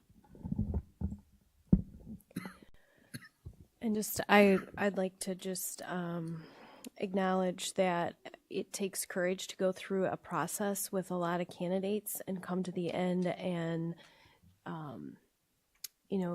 make the decision that to not just hire someone because you went through the process. And I appreciate you waiting and holding off and in order to find the right fit for the district and to meet the needs.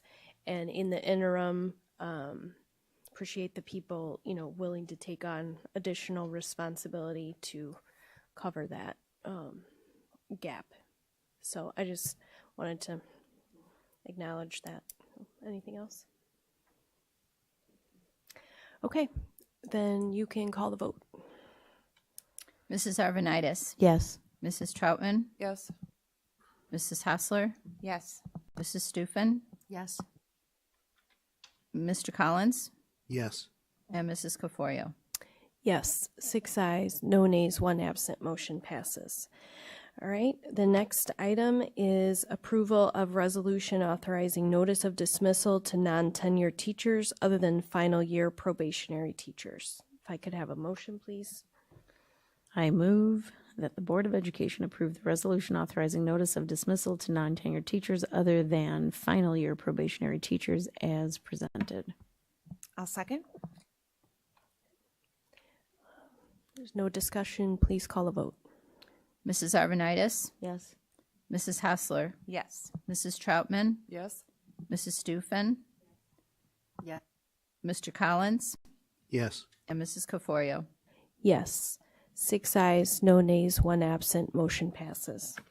Item F, approval of resolution authorizing the honorable dismissal of teachers. Could I have a motion, please? I move that the Board of Education approve the approval of resolution authorizing the honorable dismissal of teachers as presented. I'll second. No discussion. Please call a vote. Mrs. Arvanitis. Yes. Mrs. Hassler. Yes. Mr. Collins. Yes. Mrs. Troutman. Yes. Mrs. Stufen. Yes. And Mrs. Caforio. Yes, 6 ayes, no nays, 1 absent. Motion passes. Item G, action on memorandum of understanding with a PSRP on Appendix A of negotiated agreement. I move that the Board of Education approve the action on MOU with PSRP on Appendix A of negotiated agreement as presented. Second. There is a memo in the board packet. Mr. Pavone, do you want to just give a very quick overview? Certainly. So obviously at the end of the 2021 school year, we were really experiencing a shortage in classified staff, specifically with our education assistants. And so we have been looking into how we can support those roles that we have not been able to fill. We were doing targeted job fairs. We were putting advertisements out in any areas that we can find, utilizing college and university listservs, and we were still not able to fill those positions. But we've been working with our PSRP team since July, and we held targeted job fairs specifically looking to fill the approximately 40 vacancies that we've had over the last couple of years with our educational assistants. And we were still not getting a lot of traction on that. So we were trying to think of some innovative ways, and we realized that we were still losing current staff to other districts. The last 10 individuals that we lost that went to other educational assistant positions that just had to hire starting salaries. And so the only, logical step that we needed to take a look at was our current salary structure. Our PSRP unit starting salaries for this year was $13.95 an hour. When you start looking at places, like Amazon, Target, Starbucks, just local areas, even Portillo's, starting salaries are over $15 an hour. So we felt that there was really a need to take a look at that structure and see what we were affording to our current staff. And this is where this proposal is stemmed from. We feel that this is a fair and appropriate next step.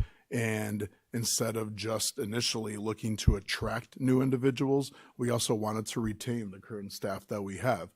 They work very hard. They work directly with our students and our schools, with the teachers, with our staff, and other administrative team members.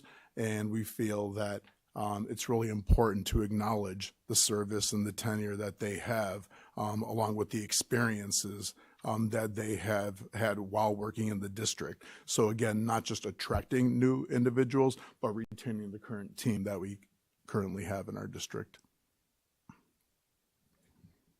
Okay. Yeah, Luke, to follow on to what you said, the board really appreciates all of our PSRP staff members who have stuck with us, continue to come to work. We recognize that they are a vital link and huge influence in the development of our students, and we value them very much. So I'm happy to support this proposal. Thank you. Anything else? Okay, please call the vote. Mrs. Hassler. Yes. Mrs. Troutman. Yes. Mr. Collins. Yes. Mrs. Arvanitis. Yes. Mrs. Stufen. Yes. And Mrs. Caforio. Yes, 6 ayes, no nays, 1 absent. The motion passes. Thank you. Sorry to make you wait all night for that. Thank you for your service to our district and our students and your partnership. So thank you. It's worth waiting for. And for staying till 10:30. All right. Yeah. It's not over. Item H, action regarding proposed settlement, re-student FY22 number 02. Could I have a motion, please?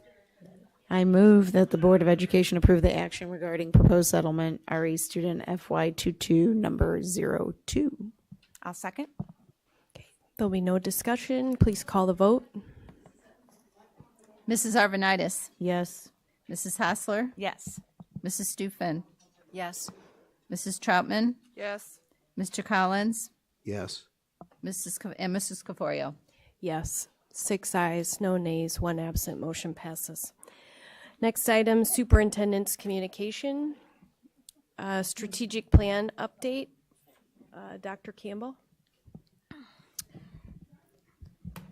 I am so excited to share, as we round out the night, that we have officially launched our strategic planning process. To kick off the process, a press release was sent and an announcement was made on social media, and the Strategic Planning Committee held their first meeting here at district office on March 3rd. In addition, we have created, and on the screen, Ms. Daniels is going to walk through, we have created a microsite that will be updated with details as we progress through the process. You can view this information on the district website. One of the most important components of this process is the extensive work that is done in partnership with our parents, community members, and educators, with a shared focus on the students and the excitement about the future. The process is designed to engage all district stakeholders, including parents, teachers, administrators, staff, students, and community residents. Involvement of stakeholders from every corner of the community will result in a framework for decision-making that builds upon the common values held by the great Elmhurst community. Between March 21st, and this is a key date, between March 21st and April 1st, District 205 will be soliciting input from across the community about the future of the district via a community survey. We encouraged everyone within our school community to fill out the survey. I understand that there might be a little survey fatigue given that coming off of the heels of completing for our parents our 5E Essential survey. But again, this is a great opportunity to hear from our community members, those that actually have students in the district, but as well as those that do not, as we are very aware of our taxpayers and wanting and continuing to hold the bar that we have excellent schools.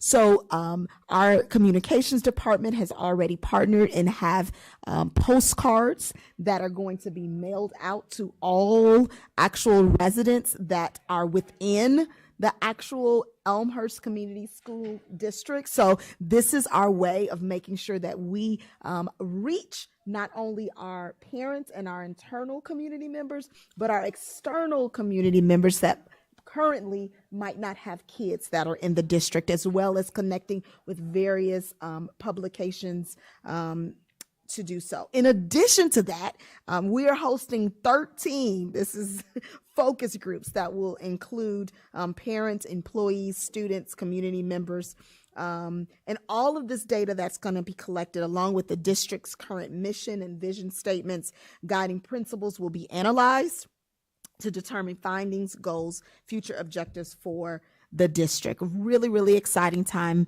for us, and looking forward to the continued participation and engagement of community members in this process.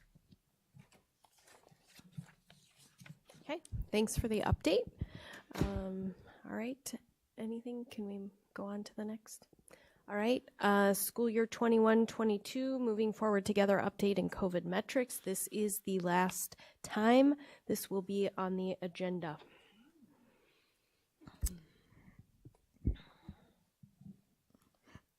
What? I know. I said, yay. Yay. I know. I mean, it's a moment, right? I It is a appreciate moment. that, President Cavario. She actually stole a little bit of my thunder, because the last sentence I had was, we do not plan to continue the regular updates at each of the Board of Education meetings. And, to be honest, just to cut, there have been so many changes that have occurred. And the most recent, at our last board meeting, there was mention about looking at our lunchroom procedures, and actually not even, putting out an expectation of when, but just maybe this is something that we might want to begin to explore since we've moved to mask optional. And on March 7th, lunchroom spaces were across our district would return to their regular capacities. And since that time, since the mask optional, since some of the lunchroom spaces and the utilization of those spaces, the district has not seen any major outbreaks in classrooms, nor an increase and rise in our COVID cases. That concludes that update. Two full years. 2 full years. So, yeah, to the meeting. Yeah. Okay. Next item is Freedom of Information Act requests. That is also you, Dr. Campbell. Okay. One ESSER information FOIA requested, granted. One construction bid FOIA request, granted. One mask communication FOIA request, no records responsive. And one staff training FOIA request, denied. Okay. Social media highlights, Ms. Daniels. It's all you.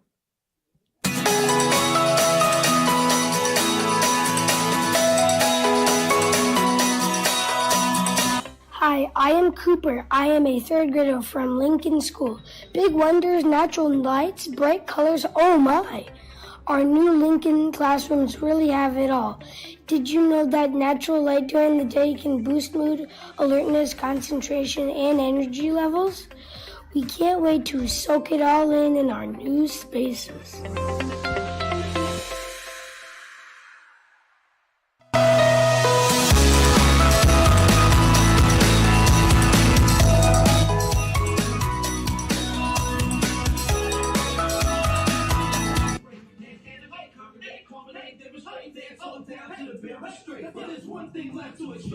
So come on, party people, let me hear you say, come on. What are we celebrating? What are we celebrating?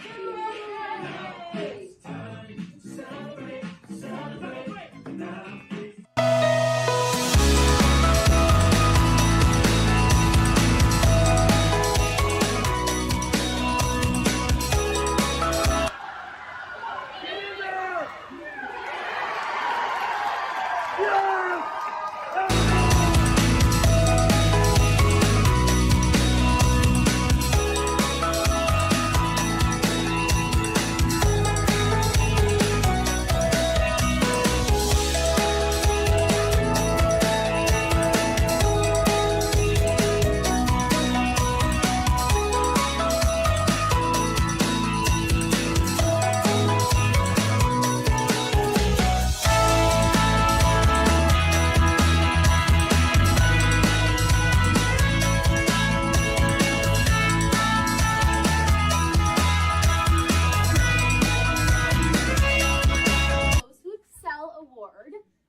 And we are really, really, really happy to announce that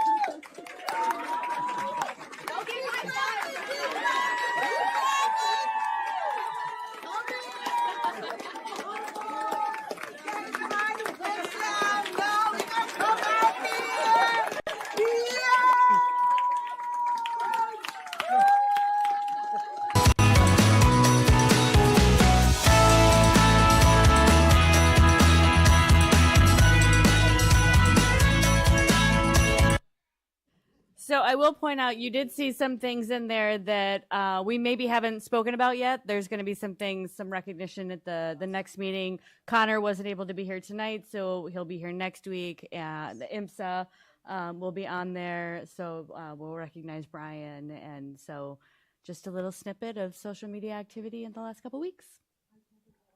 Thank you. Okay, those are great. All right, board communications. Okay, good. Upcoming meetings, April 12th, 2022, regular scheduled Board of Education meeting here in District 205 Center at 4 o'clock, or 7 o'clock. Wow, yeah, 7 o'clock. April 26th, 2022, regularly scheduled Board of Education meeting here at 7 o'clock. May 10th, 2022, regularly scheduled Board of Education meeting at 7 o'clock. May 17th, 2022, Finance and Operation Committee here at 5:30 in District 205 Center. We've come to the end of the agenda, so I will call us adjourned. 10:45. I was only a couple hours off.